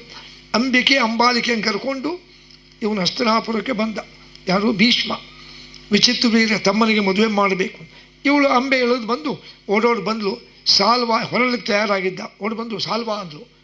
ಏನು, ಎಲ್ಲಿಂದ ಬಂದಿ ನೀನು? ಇಲ್ಲ, ನನ್ನನ್ನು ಭೀಷ್ಮ ಗೆದ್ದಿದ್ನಲ್ಲ, ನಾ ಹೇಳಿದೆ ನಾನು ಮೊದಲೇ ಸಾಲ್ವನ ಪ್ರೀತಿ ಮಾಡೀನಿ, ನನ್ನ ಬಿಟ್ಟು ಬಿಡ್ರಿ ಅಂತ. ಅದಕ್ಕೆ ನಾನು ಮದುವೆ ಮಾಡ್ಕೋಬೇಕು. ಅವನಂದ, ಇನ್ನೊಬ್ಬರು ಗೆದ್ದು ಹುಡುಗಿಯನ್ನು ಅವನು ಕೊಟ್ಟು ಭಿಕ್ಷಾನ ಸ್ವೀಕಾರ ಮಾಡಲ. ನಾವು ಬ್ರಾಹ್ಮಣರಲ್ಲ, ಕ್ಷತ್ರಿಯರು, ಭಿಕ್ಷಾ ತಗೊಂಬೋರಲ್ಲ. ನೀನು ಯಾರು ಗೆದ್ದಾರೋ ಅಲ್ಲೇ ಹೋಗುವುದು. ಇಲ್ಲ, ನಾನು ನಿನ್ನ ಪ್ರೀತಿ ಇರಬಹುದು, ಆದರೆ ಗೆದ್ದವ್ರು ಯಾರು ನಿನ್ನನ್ನು? ಭೀಷ್ಮ, ಅಲ್ಲೇ ಹೋಗು, ನಾನು ಏನು ಮಾಡಿದ್ರು ನೀನು ಮದುವೆ ಮಾಡ್ಕೊಂಬಲ್ಲ. ಯಾಕೆ? ನಾನು ಸೋತವನು, ಮತ್ತು ಇನ್ನೊಬ್ಬರು ಕೊಟ್ಟಂಥ ಭಿಕ್ಷಾ ನನಗೆ ಬೇಡ. ಮತ್ತು ವಾಪಸ್ ಬಂದಳು. ಅಷ್ಟೊತ್ತಿಗಾಳು ಹೊಂಟಿದ್ದ ಇವನು ಭೀಷ್ಮ ಬೇರೆ ರಥ ಹತ್ಕೊಂಡ್ಬಂದು, ಇಲ್ಲ ಭೀಷ್ಮ, ಅವನು ನನ್ನ ಮದುವೆ ಮಾಡ್ಕೊಳಕ್ಕೆ ಒಪ್ಪಲಿಲ್ಲ, ನೀನೇ ಮದುವೆ ಮಾಡ್ಕೊ, ಅಥವಾ ನಿಮ್ಮ ತಮ್ಮನಿಗೆ ಮಾಡು. ಇಲ್ಲ, ಒಬ್ಬರ ಮೇಲೆ ನೀ ಮನಸ್ಸಿಟ್ಟಿಯ, ಪ್ರೀತಿ ಮಾಡಿ, ಆದಮೇಲೆ ನಮಗೆ ನಿನ್ನಂಥ ಹುಡುಗಿಯರು ಬೇಡ. ಯಾಕೆ? ನಿನ್ನ ಮನಸ್ಸಾಗಲೇ ಸಾಲ್ವನ ಕಡೆ ಇದೆ, ಮನಸ್ಸಿನಲ್ಲಿ ಸಾಲ್ವನ್ನು ಇಟ್ಕೊಂಡು ನಮ್ಮ ಹತ್ರ ಬರ್ತೀಯಾ? ಇಲ್ಲ, ನಾನು ನಿನ್ನನ್ನು ಮದುವೆ ತೊಗೊಳಕ್ಕೆ ಸಾಧ್ಯನೇ ಇಲ್ಲ, ಅಲ್ಲೇ ಹೋಗು. ನೋಡಿ, ಇತ್ಲಾ ಬಂದರೆ ಸಾಲ್ವ ಒಪ್ತಿಲ್ಲ, ಇತ್ಲಾ ಬಂದರೆ ಭೀಷ್ಮ ಒಪ್ತಿಲ್ಲ. ಅತ್ಲಾಗಿ ಇದು ಮಹಾಭಾರತದ ವಿಚಾರ, ಅದಕ್ಕೆ ಜಾಸ್ತಿ ಹೇಳಲ್ಲ. ಸಿಟ್ಟು ಬಂದು ಅವಳು ತಪಸ್ಸು ಮಾಡಿ ವಿರಾಟ ರಾಜನ ಹೊಟ್ಟೆಯಲ್ಲಿ ಶಿಖಂಡಿಯಾಗಿ ಹುಡ್ತಾಳೆ. ಅವಳೇ ಶಿಖಂಡಿ, ಅಂಬೆ ಶಿಖಂಡಿಯಾಗಿ ಹೇಳ್ತಾಳೆ, ನಾನು ಯಾಕೆ ತಪಸ್ಸು ಮಾಡಿ ಶಿಖಂಡಿಯಾಗಿನಿ, ನನಗೆ ಮೋಸ ಮಾಡಿದ ಭೀಷ್ಮನನ್ನು ಕೊಂದು ಹಾಕ್ತೀನಿ, ನಾನು ಸಾಯಿಸ್ತೀನಿ, ಅವನು ಸಾವಿಗೆ ಕಾರಣ ಆಗ್ತೀನಿ. ಅದಕ್ಕೆ ಮಹಾಭಾರತ ಕೇಳಿದವ್ರಿಗೆ ಗೊತ್ತಿದೆ, ಭೀಷ್ಮಾಚಾರ್ಯ ಸಾಯೋದಿಲ್ಲ, ಯುದ್ಧದಲ್ಲಿ ಏನು ಮಾಡಿದ್ರು ಸಾಯೋದಿಲ್ಲ. ಕೊನೆಗೆ ಪಾಂಡವರಿಗೆ ದುಃಖ ಆಗಿ ಅವ್ರು ಶಿಬಿರಕ್ಕೆ ಹೋಗಿ ಕೇಳ್ತಾರೆ, ಭೀಷ್ಮಾಚಾರ್ಯ 18 ದಿವಸದ ಯುದ್ಧದಲ್ಲಿ 10 ದಿವಸ ನೀವು ಒಬ್ಬರೇ ಮಾಡಿರಿ, ನಿಮ್ಮ ಮುಂದೆ ನಿಲ್ಲೋ ವೀರರೇ ಇಲ್ಲ, ಹಂಗೆ ನಾವು ಮತ್ತೆ ಕಾಡಿಗೆ ಹೋಗ್ತೀವಿ ಅಂದಾಗಿಲ್ಲಪ್ಪ, ಯೋಚನೆ ಮಾಡಬೇಡ್ರಿ, ನಾಳೆ ಶಿಖಂಡಿ ಅಂತ ಒಬ್ಳಿದ ನೋಡು, ಅವನು ನಪುಂಸಕ, ಅವನು ತಂದು ಅರ್ಜುನ ನಿನ್ನ ರಥದಾಗ ನಿಂತ್ಕೊ ಉಳಿಸ್ಕೊ, ಅವನು ನೋಡಿದ್ಕೊಳ್ಳ ಬಿಲ್ ಕೈಗಿಡ್ತೀನಿ, ಬಾಣ ಹೊಡೆದ್ಬಿಟ್ಟು ನನಗೆ. ಇದೆಲ್ಲ ಮಹಾಭಾರತದ ವಿಚಾರ, ಇದೆಲ್ಲ ಈ ಟಿ ವಿ ಒಳಗೆ ನೋಡಿರ್ಬೋದು ನೀವು. ಶಿಖಂಡಿ ತಂದು ಕೂಡಿಸ್ಕೊಂಡ ಅರ್ಜುನ, ಕೊನೆಗೆ ಅವರು ಶಿಖಂಡಿ ನೋಡಿ ಬಿಲ್ ಕೆಳಗೆ ಇಟ್ಬಿಟ್ರು. ಆಗ ಅರ್ಜುನ 100 ಬಾಣ ಹೊಡೆದ, ಮೈಯೆಲ್ಲ ಬಾಣ ನಡೆದು ಕೆಳಗೆ ಬಿದ್ದ ಶರಪಂಜರದಲ್ಲಿ, ಸಾಯಲಿಲ್ಲ. ಯಾಕ್ರಿ ಇಷ್ಟು ಬಾಣ, ಒಂದು ಬಾಣ ಹೊಡೆದು ಸಾಯ್ತಾರೆ ಎದೆಗೆ, ಇಲ್ಲಿಂದ ಕೆಳತನಕ ಒಂದು 50-100 ಬಾಣ ಬಿದ್ದಿದ್ದು, ಯಾಕೆ ಸಾಯಲಿಲ್ಲ ಅಂದರೆ ಆ ಶಂತನು ಈ ಭೀಷ್ಮ ನನಗಾಗಿ ರಾಜ್ಯವನ್ನ ಮದುವೆಯನ್ನ ಎಲ್ಲ ಬಿಟ್ಟು ಕೇವಲ ನನಗೋಸ್ಕರ ಎಲ್ಲ ತ್ಯಾಗ ಮಾಡ್ಯಾನೆ, ಅವನಿಗೆ ವರ ಕೊಟ್ಟಿದ್ದ, ನೀನು ಇಚ್ಛಾಮರಣೆ ಆಗು, ನಿನಗೆ ಯಾವಾಗ ಸಾಯ್ಬೇಕು ಸಾಯಿ, ಅಲ್ಲಿವರೆಗೂ ನಿನ್ನ ಮರಣ ಬರೋದೇ ಇಲ್ಲ. ಅದಕ್ಕೆ ಮೈ ತುಂಬ ಬಾಣ ನಟರು ಸಾಯಲಿಲ್ಲ, ಯಾಕೆ ಅಪ್ಪನ ಆಶೀರ್ವಾದದಲ್ಲ, ನಿನಗೆ ಇಚ್ಛಾ ಬರಬೇಕು ನಾ ಸಾಯ್ತೀನಿ ಅಂತ. ಅದಕ್ಕೆ ಮುಂದೆ ಭೀಷ್ಮಾಚಾರ್ಯ ಶರಪಂಜರದಲ್ಲಿ ಎಷ್ಟು ದಿವಸ ಇದ್ದ್ರಿ, ಅವ್ರು ಬಿದ್ದಿದ್ದು ಮಾರ್ಗಶೀರ್ಷ ಮಾಸ ಕೃಷ್ಣ ಪಕ್ಷದ ಅಷ್ಟಮಿ, ಅಂದರೆ ಒಂದು 5 ದಿವಸ ಕೆಳಗೆ, ಅಂದರೆ 18ನೇದು 10 ದಿವಸ. ಮಹಾಭಾರತ ಯುದ್ಧ ಶುರುವಾಗಿ 10 ದಿವಸ, ಇದು ಮಾರ್ಗಶೀರ್ಷ ಮಾಸ ಕೃಷ್ಣ ಪಕ್ಷದ ಅಷ್ಟಮಿ. ಅವರ ಅಷ್ಟ ವಸುಗಳಲ್ಲಿ ಒಬ್ಬರು ಅದಕ್ಕೆ ಅಷ್ಟಮಿ, ಅಲ್ಲೇ ಇದ್ರು, ಅಷ್ಟೇ ಯುದ್ಧ ನಡೀತಿತ್ತು. ಅವರೊಂದು ಏನ ಈಗ ಸಾಯಲ್ಲ, ನೀವು ಯುದ್ಧ ಮುಂದುವರಿಸಲಿ ಅಂತ. ಎಲ್ಲ ಯುದ್ಧ ಮುಗಿದು ಎಲ್ಲ ಆಗಿ ಕೌರವರೆಲ್ಲ ಸರ್ವನಾಶ ಆದಮೇಲೆ, ಪಾಂಡವರ ರಾಜ್ಯಾಭಿಷೇಕ ಆದಮೇಲೆ ಭೀಷ್ಮಾಚಾರ್ಯರು ಪಾಂಡವರನ್ನು ಕರೆದು ಅವರಿಗೆ ವಿಷ್ಣು ಸಹಸ್ರನಾಮವನ್ನು ಹೇಳ್ತಾರೆ. ನೀವೆಲ್ಲ ವಿಷ್ಣು ಸಹಸ್ರನಾಮ ಹೇಳೋರಿಗೆ ಗೊತ್ತಿದೆ. ಭೀಷ್ಮ ವಾಚ ಯುಧಿಷ್ಠಿರ ವಾಚ ಅಂತ ಬರ್ತದೆ ನೋಡ್ತೀವಿ. ಭೀಷ್ಮಾಚಾರ್ಯರು ಶರಪಂಜರ ಮಲ್ಕೊಂಡೆ ವಿಷ್ಣು ಸಹಸ್ರನಾಮದ ಪಾಠವನ್ನು ಪಾಂಡವರಿಗೆ ಹೇಳ್ತಾರೆ. ಮುಂದೆ ಎಲ್ಲ ಮುಗಿದ ಮೇಲೆ ಮಾಘ ಮಾಸ, ಇದರಲ್ಲಿ ಈಗ ಪುಷ್ಯ ಮಾಸ ಶುರುವಾತಿ, ಇವತ್ತು 1 ತಿಂಗಳಿಗೆ ಮಾಘ ಮಾಸ. ಮಾಘ ಮಾಸದ ಅಷ್ಟಮಿ ದಿವಸ ಕೃಷ್ಣ ಅವರೆಲ್ಲ ಬಂದಿರ್ತಾರೆ, ಎಲ್ಲರೂ ನೋಡ್ತಾ ಕೃಷ್ಣನ್ ನೋಡಿ ಎಲ್ಲ ಮನಸ್ಸಿನ ಕೈ ಮುಕ್ಕೊಂಡ ಹಂಗೆ ದೇಹ ಬಿಡ್ತಾರೆ. ಅದಕ್ಕೆ ಮನೆ ಹೋಗಿ ಪಂಚಾಂಗ ನೋಡ್ರಿ, ಮಾಘ ಮಾಸದ ಶುಕ್ಲ ಪಕ್ಷದಲ್ಲಿ ಪಂಚಾಂಗದ ಬರೆದಾರೆ ಭೀಷ್ಮಾಷ್ಟಮಿ. ಭೀಷ್ಮಾಷ್ಟಮಿ ಅಂತ ಅದಕ್ಕೆ ಭೀಷ್ಮಾಚಾರ್ಯರು ಅವರ ಆಚಾರ್ಯ ಇದ್ದಂಗೆ ಅವರ ಅಷ್ಟಮಿ. ಇದು ಒಂದು ಕಥೆ ಆಯಿತು. ಇತರ ಕಡೆಗೆ ಈ ವಿಚಿತ್ರ ವೀರ್ಯನ ತಂದು ಇಬ್ಬರಿಗೂ ಮದುವೆ ಮಾಡ್ದ. ಯಾರು ಭೀಷ್ಮ ಇನ್ನೂ ಇದ್ದಾಗ ಯಾರ ಜೊತೆ ಮದುವೆ ಮಾಡ್ದ? ಅಂಬಾಲಿಕೆ, ಅಂಬಿಕೆ. ಆದರೆ ವಿಚಿತ್ರ ವೀರ್ಯನಿಗೆ ಏನಾಗಿಬಿಡ್ತು, 24 ತಾಸು ಇಬ್ಬರು ಹೆಂಡತಿಯರು ನೋಡ್ರಿ, ಇಬ್ಬರು ಹೆಂಡತಿಯರು, ಒಬ್ಬ ಪುರುಷ, ಇಬ್ಬರು ಹೆಂಡತಿಯರು. ಅತಿಮೀರಿದ ಒಂದು ವ್ಯಾಮೋಹ, ಅತಿಮೀರಿದ ಕಾಮುಕತೆ, ಅತಿಮೀರಿದ ಸ್ತ್ರೀ ಸಂಪರ್ಕದಿಂದ ಅವನಿಗೆ ಒಂಥರ ಈ ಕ್ಷಯ ಶುರುವಾಗ್ಬಿಡ್ತು, ಕ್ಯಾನ್ಸರ್.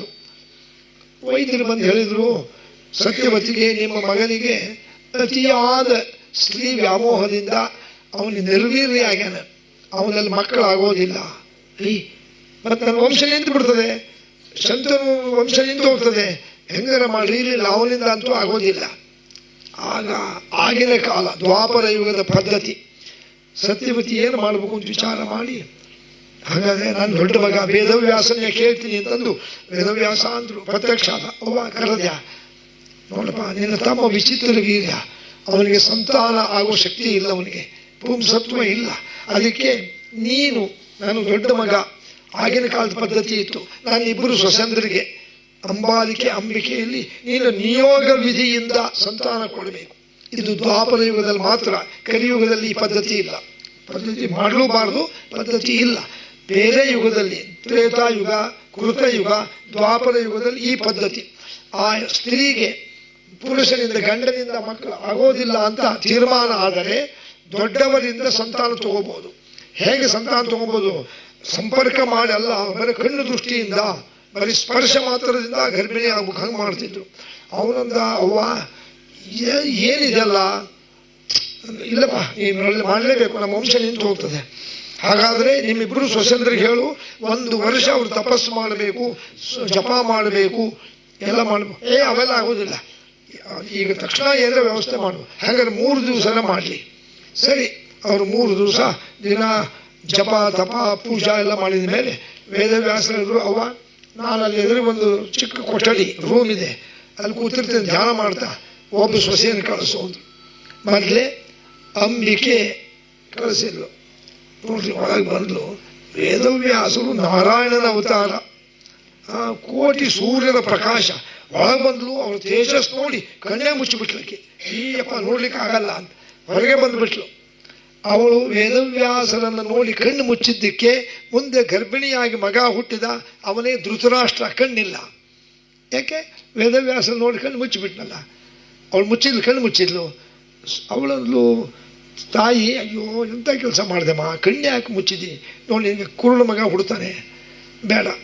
ಅಂಬಾಲಿಕೆ ಹೇಳಿದ, ಅಂಬಾಲಿಕೆ ನೀನು ಹೋಗಿ ಕಣ್ಣು ಮುಚ್ಚಬೇಡ. ಇಲ್ಲ ಮುಚ್ಚಲ್ಲ ಅಂದ್ಲು. ಒಳಗೆ ಬಂದ್ಲು. ಒಳಗೆ ಬಂದ ಕೂಡಲೇ ಅವರ ತೇಜಸ್ಸು, ಅವ್ರಿಗೆ ಬೆಂಕಿ ಇದ್ದಂಗೆ ಅವ್ರ ತೇಜಸ್ಸು, ಅವ್ರು ಹಿಂಗೆ ಕಣ್ತವ್ರು. ಅದನ್ನು ನೋಡಿ ಭಯಂಕರ ಹೆದರಿಬಿಟ್ಲು. ಕೆಲವು ಸ್ತ್ರೀಯರಿಗೆ ಭಾಳ ಭಯ ಆದಾಗ ಮೈಯೆಲ್ಲ ಕೆಂಪಾಗ್ತದೆ ನೋಡ್ರಿ. ಕೆಲವರಿಗೆ, ಕೆಲವು ಗಂಡಸರಿಗೂ ಆಗ್ತದೆ, ಹೆಂಗಸರು ಭಯಂಕರ ಸಿಟ್ಟು ಬಂದಾಗ ಕೆಂಪು ರಕ್ತ ಆದಂಗೆ ಆಗ್ತದೆ. ಅವಳು ಯಾವಾಗ ಅವರನ್ನು ನೋಡಿ ಒಂಥರ ಬೆಳೆಸ್ಕೊಂಡ್ಬಿಟ್ಲು, ಈ ಭಯಪಟ್ಟು ಹಿಂಗೆ ಬೆಳೆಸ್ಕೊಂಡ್ಲು. ಅವಳು ಮೈಯೆಲ್ಲ ಕೆಂಪಾಗಿದ್ದಕ್ಕೆ ಮುಂದೆ ಅವಳು ಗರ್ಭಿಣಿ ಆಗ್ತಾಳೆ, ಮಗು ಹುಡ್ತದೆ. ಅವನೇ ಪಾಂಡುರಾಜ. ಸಂಸೋಳಿಗೆ ಪಾಂಡು ಅಂದರೆ ಗೋಪಿ ಬಣ್ಣ, ಅದು ಒಂಥರ ಈ ಮೈಯೆಲ್ಲ ಕೆಂಪಾಗಿ ಹುಡ್ತಾರೆ ನೋಡ್ರಿ. ಅಯ್ಯೋ ಎಂಥ ಕೆಲಸ ಆತಲ್ಲ.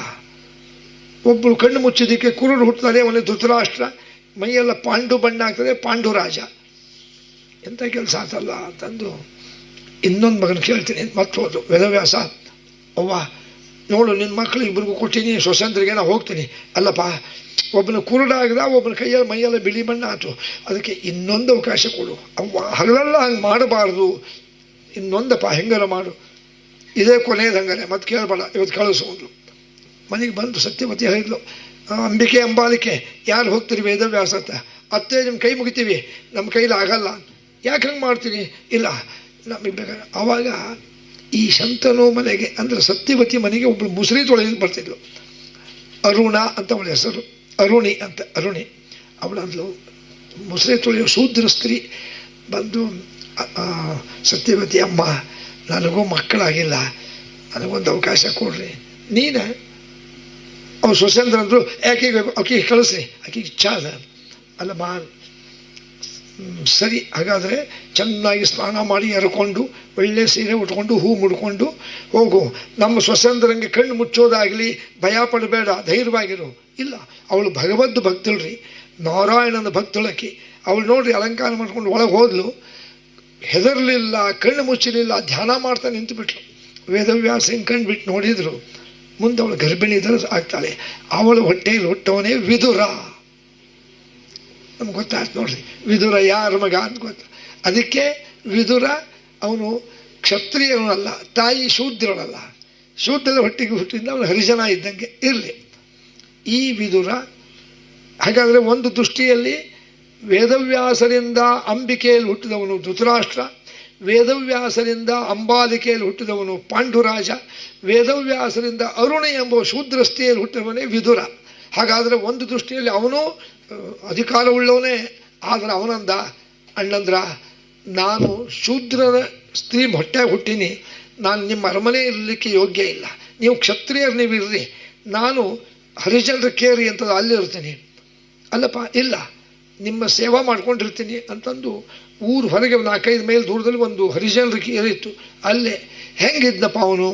ಅರಮನೆ ಅಲ್ಲ, ಈ ತಟಗಿ ಗ್ವಾಡಿ ಅಂತಾರಲ್ಲ, ಎತ್ತಿಡ್ಬೋದು ಗ್ವಾಡಿನ, ಈ ಬಿದಿರಿನ ಗ್ವಾಡಿ ಇರ್ತಾವೆ ನೋಡ್ರಿ, ಅಂಥ ಮನೆಯಾಗಿದ್ದ. ಅವನ ಹೆಂಡತಿ ಹೆಸರು ಅರುಣಿ ಅಂತ ಹೇಳಿದ್ನಲ್ಲ ಈಗ ವಿದುರ.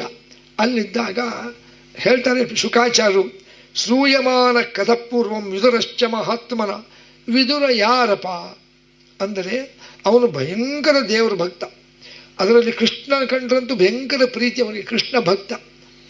ಒಮ್ಮೆ ಅದಕ್ಕೆ ಹೇಳ್ತಾರೆ ಶುಕಾಚಾರ್ಯರು, ಪರೀಕ್ಷಿತ ರಾಜ ಎಷ್ಟು ಭಗವದ್ ಭಕ್ತ ಇದ್ಲು ಅವನು ವಿದುರ ಅನ್ನಲಿಕ್ಕೆ. ಮುಂದೆ ಪಾಂಡವರು ಕೌರವರು ಯುದ್ಧದ ತೀರ್ಮಾನ ಆದಾಗ ಕೃಷ್ಣನ ಕಳಿಸ್ತಾರೆ, ಕೃಷ್ಣ ಹೋಗಪ್ಪ ನೀನು ಸಂಧಿ ಆದರೆ ಮಾಡಿಬಿಡು ಧರ್ಮರಾಜ ಅಂತ. ಆಯಿತು, ಹೇಳಿ ಕಳಿಸಿದ್ರು. ಕೃಷ್ಣನ ರಾಯಭಾರಿಯಾಗಿ ಕಳಿಸ್ತಾ ಇದ್ದೀವಿ, ಯುದ್ಧದ ಒಂದು ಶಾಂತಿಗೋಸ್ಕರ ನಾವು ಯುದ್ಧ ಮಾಡಲಿಕ್ಕೆ ಇಷ್ಟ ಇಲ್ಲ, ಕೃಷ್ಣ ಬರ್ತಾನೆ ನಮ್ಮ ಪ್ರತಿನಿಧಿಯಾಗಿ. ಅಂದು ಕೂಡಲೇ ಇತ್ಲ ಕಡೆಗೆ ಹಸ್ತನಾಪುರದಲ್ಲಿ ಭೀಷ್ಮಾಚಾರು, ದ್ರೋಣಾಚಾರು, ಅಶ್ವತ್ಥಾಮಾಚಾರು, ಕೃಪಾಚಾರು, ಅವರೆಲ್ಲರೂ ಮನೆಯಾಗ ಒಳ್ಳೆ ಮಡಿಯಿಂದ ಅಡುಗೆ ಮಾಡಿ ಭಕ್ಷ್ಯ ಭೋಜ್ಯ ಮಾಡಿ ಕೃಷ್ಣ ಇಷ್ಟು ಜನರ ಮನೆ ಪೈಕಿ ಯಾರ ಮನೆಗಾರ ಊಟ ಮಾಡಲಿ ತಯಾರು ಮಾಡ್ಕೊಂಡಿದ್ರು. ಕೃಷ್ಣ ಬಂದ, ದಾರ ಬರೋ ಹೊತ್ತಿನಲ್ಲಿ ಸಾರಥಿಯನ್ನು ಕೇಳ್ತಾನೆ, ಸಾರಥಿ ಅಲ್ಲೂ ಹಸ್ತನಾಪುರ ಇನ್ನು ಎಷ್ಟು ದೂರ? ಕೃಷ್ಣ ನೀ ಬೇಕಾದ ಸತಿ ಬಂದಿ ಅಲ್ಲ, ಅಲ್ಲಿ ಕಾಣಿಸ್ತದಲ್ಲ ಕಟ್ಟಡ, ಅದೇ ಹಸ್ತನಾಪುರ. ಮತ್ತು ಇಲ್ಲೊಂದು ಪ್ರದೇಶ, ಇದು ಹರಿಶ್ಚಂದ್ರ ಕೇರಿ. ಹರಿಶ್ಚಂದ್ರ ಕೇರಿಯಿಂದ ಮತ್ತು ನಮ್ಮ ವಿದುರ ಇಲ್ಲೇ ಇರಬೇಕಲ್ಲ. ನೋಡಿರಿ, ಕೃಷ್ಣ ಭಕ್ತ ಅಲ್ಲ. ಹೌದು, ಹಾಗಂದರೆ ನಾನು ಹಸ್ತನಾಪುರಕ್ಕೆ ಬರಲ್ಲ, ಇಲ್ಲಡಿ ಹರಿಶ್ಚಂದ್ರ ಕೇರಿ ಇಲ್ಲಡಿ. ಯಾಕೆ? ಅಲ್ಲಿ ವಿದುರನ ಮನೆಗೆ ಹೋಗ್ತೀನಿ. ಅಲ್ಲಿ ಕೃಷ್ಣ ನೀನು ಕಾಯ್ಲಿಕ್ಕತ್ತಾರೆ ದುರ್ಯೋಧನ, ದುಶ್ಯಾಸನ, ಧೃತರಾಷ್ಟ್ರ ಅವರೆಲ್ಲ ನಿನಗೆ ಭಕ್ಷ್ಯ ಭೋಜ್ಯ ಮಾಡಿ, ದ್ರೋಣಾಚಾರು, ಕೃಪಾಚಾರು, ಅಶ್ವತ್ಥಾಮಾಚಾರು ಎಲ್ಲರೂ ಅಡುಗೆ ಮಾಡಿಕೊಂಡು ನಿನಗೋಸ್ಕರ ಬಿಸಿ ಬಿಸಿ ಅಡುಗೆ ಮಾಡಿಟ್ಟಾರೆ. ಎಲ್ಲಪ್ಪ ಇಲ್ಲಡಿ. ಅಲ್ಲಿ ಬಂದ. ನೋಡ್ರಿ ಎಷ್ಟು ಭಕ್ತ ವಿದುರ ಅಂತ ಹೇಳ್ತೀನಿ. ಮನೆಯಾಗ ವಿದುರ ಇದ್ದಿಲ್ಲ. ಕೃಷ್ಣ ಬಂದು ಬಾಗಿಲು ತಟಗಿ ಬಾಗಿಲು ಹಾಕಿತ್ತು. ವಿದುರ ಅಂದ. ನೋಡ್ರಿ, ವಿದುರ ಅಂದ ಕೂಡಲೇ ಸ್ನಾನ ಮಾಡ್ತಿದ್ದಕ್ಕೆ. ವಿದುರನ ಹೆಂಡತಿ, ಅವಳ ಹೆಸರು ಅರುಣಾನೇ. ಸ್ನಾನ ಮಾಡ್ತಿದ್ಲು. ವಿದುರ ಅಂತ ಎರಡನೇ ಸತಿ ಕೂಗಿದಾಗ ಇದು ಕೃಷ್ಣನ ಧ್ವನಿ ಇದ್ದಂಗಿದೆ. ಕೃಷ್ಣ ಭಕ್ತರಲ್ಲಿ ಸರಕ್ನೆ ನೋಡ್ರಿ ಸ್ನಾನ ಮಾಡ್ತಿದ್ಲು. ಆ ಸೀರೆ ಅರ್ಧಮರ್ಧ ಸುತ್ಕೊಂಡ್ಲು. ಓಡಿ ಬಂದು ಬಾಲ್ ತೆಗೆದ್ಲು. ಕೃಷ್ಣ ಅವಳ ಕಣ್ಣ ನೀರು ಬಂದ್ಬಿಡ್ತು. ಅಯ್ಯೋ ನಮ್ಮ ಮನೆ ಬಂದೀಯಾ? ಕೈ ಹಿಡ್ಕೊಳ್ಳೋ ಬಂದ್ಲು. ಈಗ ನೋಡ್ದ ಏನು ಪೈಕಿ ಹಿಂಗೆ ಅಂತಂದು. ಕೃಷ್ಣ ಕೂಡು. ನೋಡ್ರಿ, ಅವ್ರ ಮೇಲೆ ಕೂಡ್ಲಿಕ್ಕೆ ಒಂದು ಕುರ್ಚೆ ಇಲ್ಲರಿ, ಒಂದು ಮಣಿ ಇಲ್ಲ. ಅಷ್ಟು ಬಡತನದಲ್ಲಿ ಜೀವನ ಸಾಗಿಸ್ತಿದ್ದ ಅವನು. ಎದುರುಚ್ಛ ಲಾಭ. ಈ ಹೊರಗಡೆ ಹೋದಾಗ ಏನರ ಸಿಕ್ಕರೆ ಅಷ್ಟೇ ಊಟ, ಇಲ್ಲ ಬರೀ ಹಣ್ಣು ತಿಂತಿದ್ದ, ನೀರು ಕುಡಿದಿರ್ತಿದ್ರು. ಅಷ್ಟು ಅವನು ವೈರಾಗ್ಯ. ಕೃಷ್ಣ ಕೂಡು ಅಂದ. ಅತ್ಲೈತ್ಲ ನೋಡಿದ ಕೂಡ್ಲಿಕ್ಕೆ ಏನಿಲ್ಲೇ ಇಲ್ಲಲ್ಲ. ಅಲ್ಲೊಂದು ಮಣ್ಣಿನ ಹೆಂಟಿ ಇಟ್ಟಿದ್ರು. ಯಾಕೆ? ಆ ತಟ್ಟಿಗೆ ಗಾಡಿ ಬೀಳಬಾರ್ದು ಅಂತ. ಇಲ್ಲೇ ಕೂಡ್ತೀನಿ ಅಂತ ಕೂತ. ಅರುಣ, ನಾ ಯಾಕೆ ಬಂದೇನು ಗೊತ್ತಾ? ನನಗೆ ಭಾಳ ಹಸಿವೆ ಆಗಿದೆ, ನಂಗೆ ಬೇಗ ಊಟಕ್ಕೆ ಹಾಕು ಅಂತ ಪರೀಕ್ಷೆ ಮಾಡಲಿಕ್ಕೆ. ಹೌದಾ ಕೃಷ್ಣ, ಒಂದು ನಿಮಿಷದಲ್ಲಿ. ಅದು ಬಂದು ಆಗಿನ ಕಾಲದಲ್ಲಿ ಈಗ ನನಗೆ ಸ್ಟೀಲು, ತಾಮ್ರ, ಹಿತ್ತಾಳೆ ಪಾತ್ರೆ ಇದ್ದಿಲ್ಲರಿ.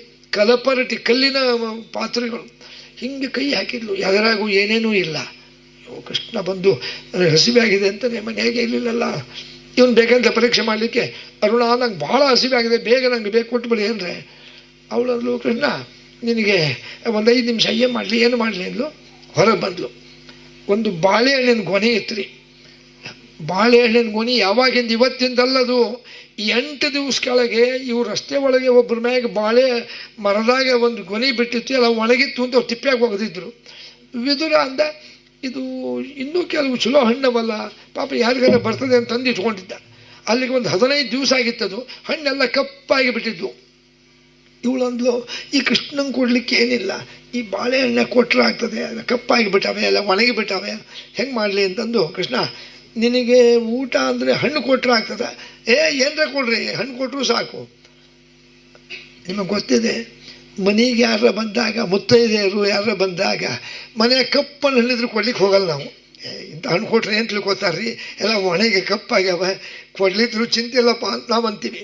ಅದಕ್ಕೆ ಅವಳು ಹಂಗೆ ಮಾಡಿದ್ಲು. ಕೃಷ್ಣ, ನಾನು ನಿನ್ನ ಕೈಯಾಗ ಕೊಡಲ್ಲ, ನಾನು ಸುಲ್ದು ಬಾಯ ಹಾಕ್ತೇನೆ. ಹೌದಾ, ಇನ್ನೂ ಚಲೋ ಆಯ್ತು, ನಾನು ಕೂಡ್ತೀನಿ ಹಾಕು ಅಂತಂದ. ಅವಳು ಬಂದಳು. ನೋಡಿ ಅವಳು ಎಷ್ಟು ಭಕ್ತಿ ಭಾವ, ಅವಳು ಎಷ್ಟು ಅವಳು ಮೈ ಮರೆತಿದ್ಲು ಅಂದ್ರೆ ಕೃಷ್ಣನ ನೋಡಿ ಸುಲಿದ್ಲು. ಹಣ್ಣು ಕೆಳಗೆ ಹಾಕಿದ್ಲು, ಆ ಒಣಗಿದ ಸಿಪ್ಪಿ ಬಾಯ ಹಾಕಿಬಿಟ್ಲು. ಅವನು ಅದನ್ನೇ ಕಚ ಕಚ ತಿಂದು ಭಾಳ ರುಚಿ ಅದ ಅಂದ. ಮತ್ತೊಂದು ಹಣ್ಣು ತೊಗೊಂಡ್ಲು, ಕಪ್ಪಂತು, ಮತ್ತೆ ಸುಲಿದ್ಲು. ಕೃಷ್ಣ ಇನ್ನೊಂದು ಹಾಕ್ಲೆ, ಇನ್ನೊಂದು ಹಣ್ಣು ಹಾಕು ಅಂದ. ಸಿಪ್ಪೆ ಹಾಕಿದ್ಲು. ಅಷ್ಟೊತ್ತಿಗೆ ವಿದುರ ಬಂದ. ನೋಡ್ದ. ಪರಿವೀಕ್ಷಶ್ಚ ತದೃಶ್ಯಂ ವಿದುರೋ ವಾಕ್ಯಮಬ್ರವೀತ್ ಕಿಮತ್ರಂ ಕಾರಯಾಮಾಸ ಶೇಷಭಾಗಂ ಸಮಾಹಿತ. ತಕ್ಷಣ ಹತ್ರ ಬಂದು, ಅರುಣ, ಏನದು ನಿನ್ನ ವೇಷ, ಏನು ಅರ್ಧಮರ್ಧ ಸೀರೆ ಉಟ್ಕೊಂಡಿದ್ದಿ, ಕೃಷ್ಣನ ಬಾಯಿಗೆ ಸಿಪ್ಪಿ ಹಾಕಿ ಹಣ್ಣು ಕೆಳಗೆ ಹಾಕಿದಿ ಅಂತಂದು ಹತ್ತಿರ ಬಂದು ಅವಳು ಒಂಥರ ನಾಚಿಕೆ ಆಗ್ಬಿಡ್ತು. ಒಳಗೆ ಹೋಗ್ಬಿಟ್ಲಕ್ಕೆ. ವಿದುರ ಬಂದು, ಅಲ್ಲ ಯಾ ಕೃಷ್ಣ, ಅವಳು ಸಿಪ್ಪಿ ಹಾಕಿದ್ರೆ ಹಾಗೆ ತಿಂದಿದ್ದಿ, ಹೇಳ್ಬೇಕು ಬೇಡ, ಸಿಪ್ಪೆನೂ ಏನಂಗೆ ಗೊತ್ತಾಗಲಿಲ್ಲ ಬಿಡಪ್ಪ ಅಂದ. ಇರಲಿ, ಮಾತುಕತೆ ಎಲ್ಲ ಮುಗೀತು. ಇದು ಹಂಗಾರೆ ನಾ ಹಾಲು ತಂದೇನಿ, ಅವಳು ಹಣ್ಣು ಕೊಟ್ಟಲ್ಲಪ್ಪ, ನಾ ಹಾಲು ಕೊಡ್ತೀನಿ, ಆಯಿತು ನಾನು ಬಾಯಿಗೆ ಹಾಕ್ತೀನಿ ಅಂದ. ಅಂದ. ಬಾಯ ಹಾಕಿದ. ನೋಡ್ರಿ, ಬಾಯಲ್ಲಿ ಹಾಲು ಹಾಕಿದಾಗ ಒಂದೇ ಒಂದು ಹನಿ ಕೃಷ್ಣನ ತುಟಿಗೆ ತಾಕಿ ಕೆಳಗೆ ಬಿತ್ತು.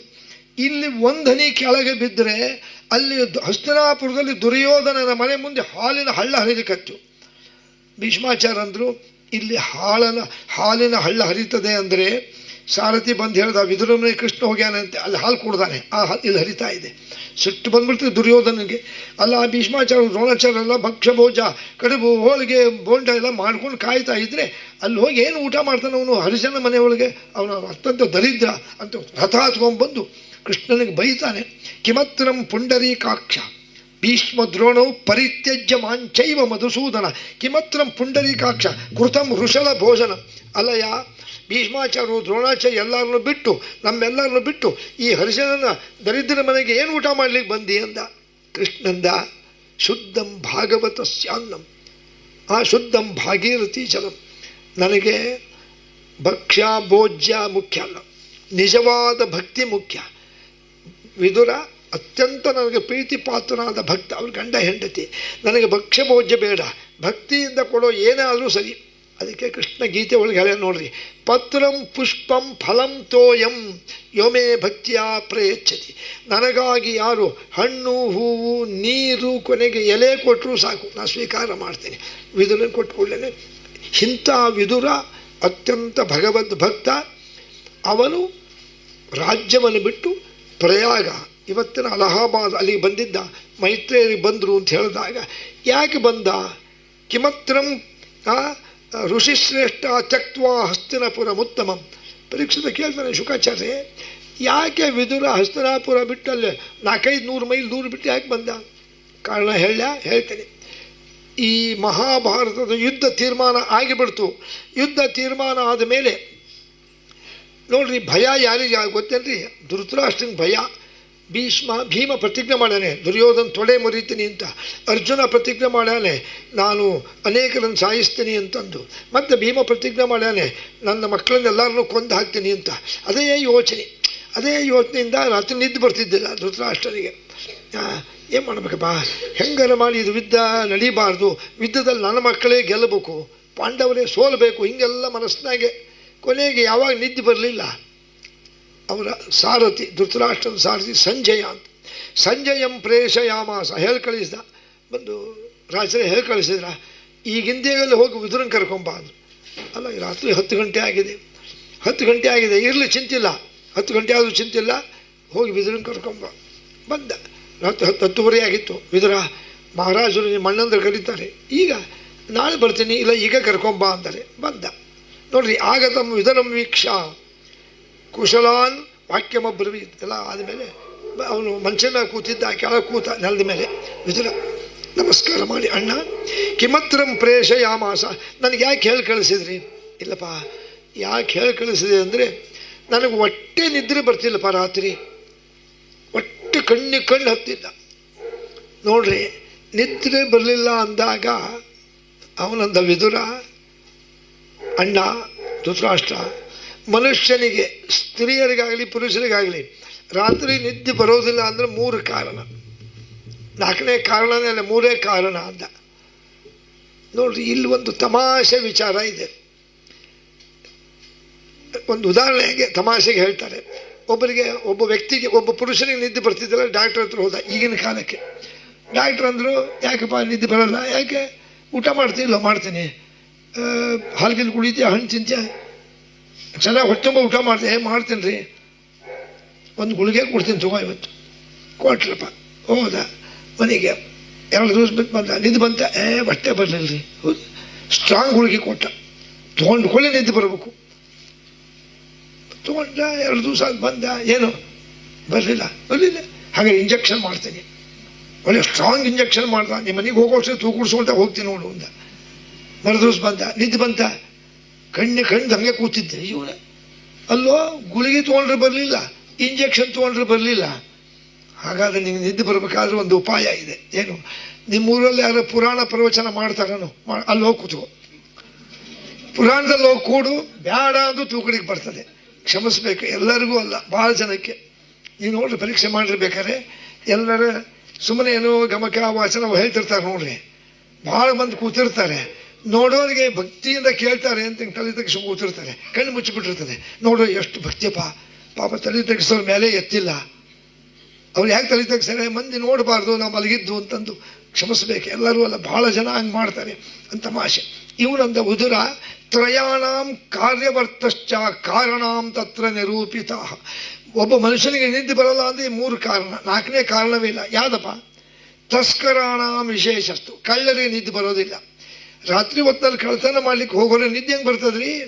ಅವರು ಯಾವಾಗ ರಾತ್ರಿ ಆಗ್ತದೋ ನಾ ಯಾವಾಗ ಯಾರ ಮನೆಗೆ ಹೋಗಿ ಕಿಟಕಿಯಿಂದ ಬಟ್ಟೆ ತೊಗೊಳ್ಳಿ ಅಥವಾ ಕೈ ಹಾಕಿ ಏನು ಸಾಮಾನು ತೊಗೊಳ್ಳಿ ಅಂತ ಕಳ್ಳರಿಗೆ ನಿದ್ದೆ ಬರೋದಿಲ್ಲ.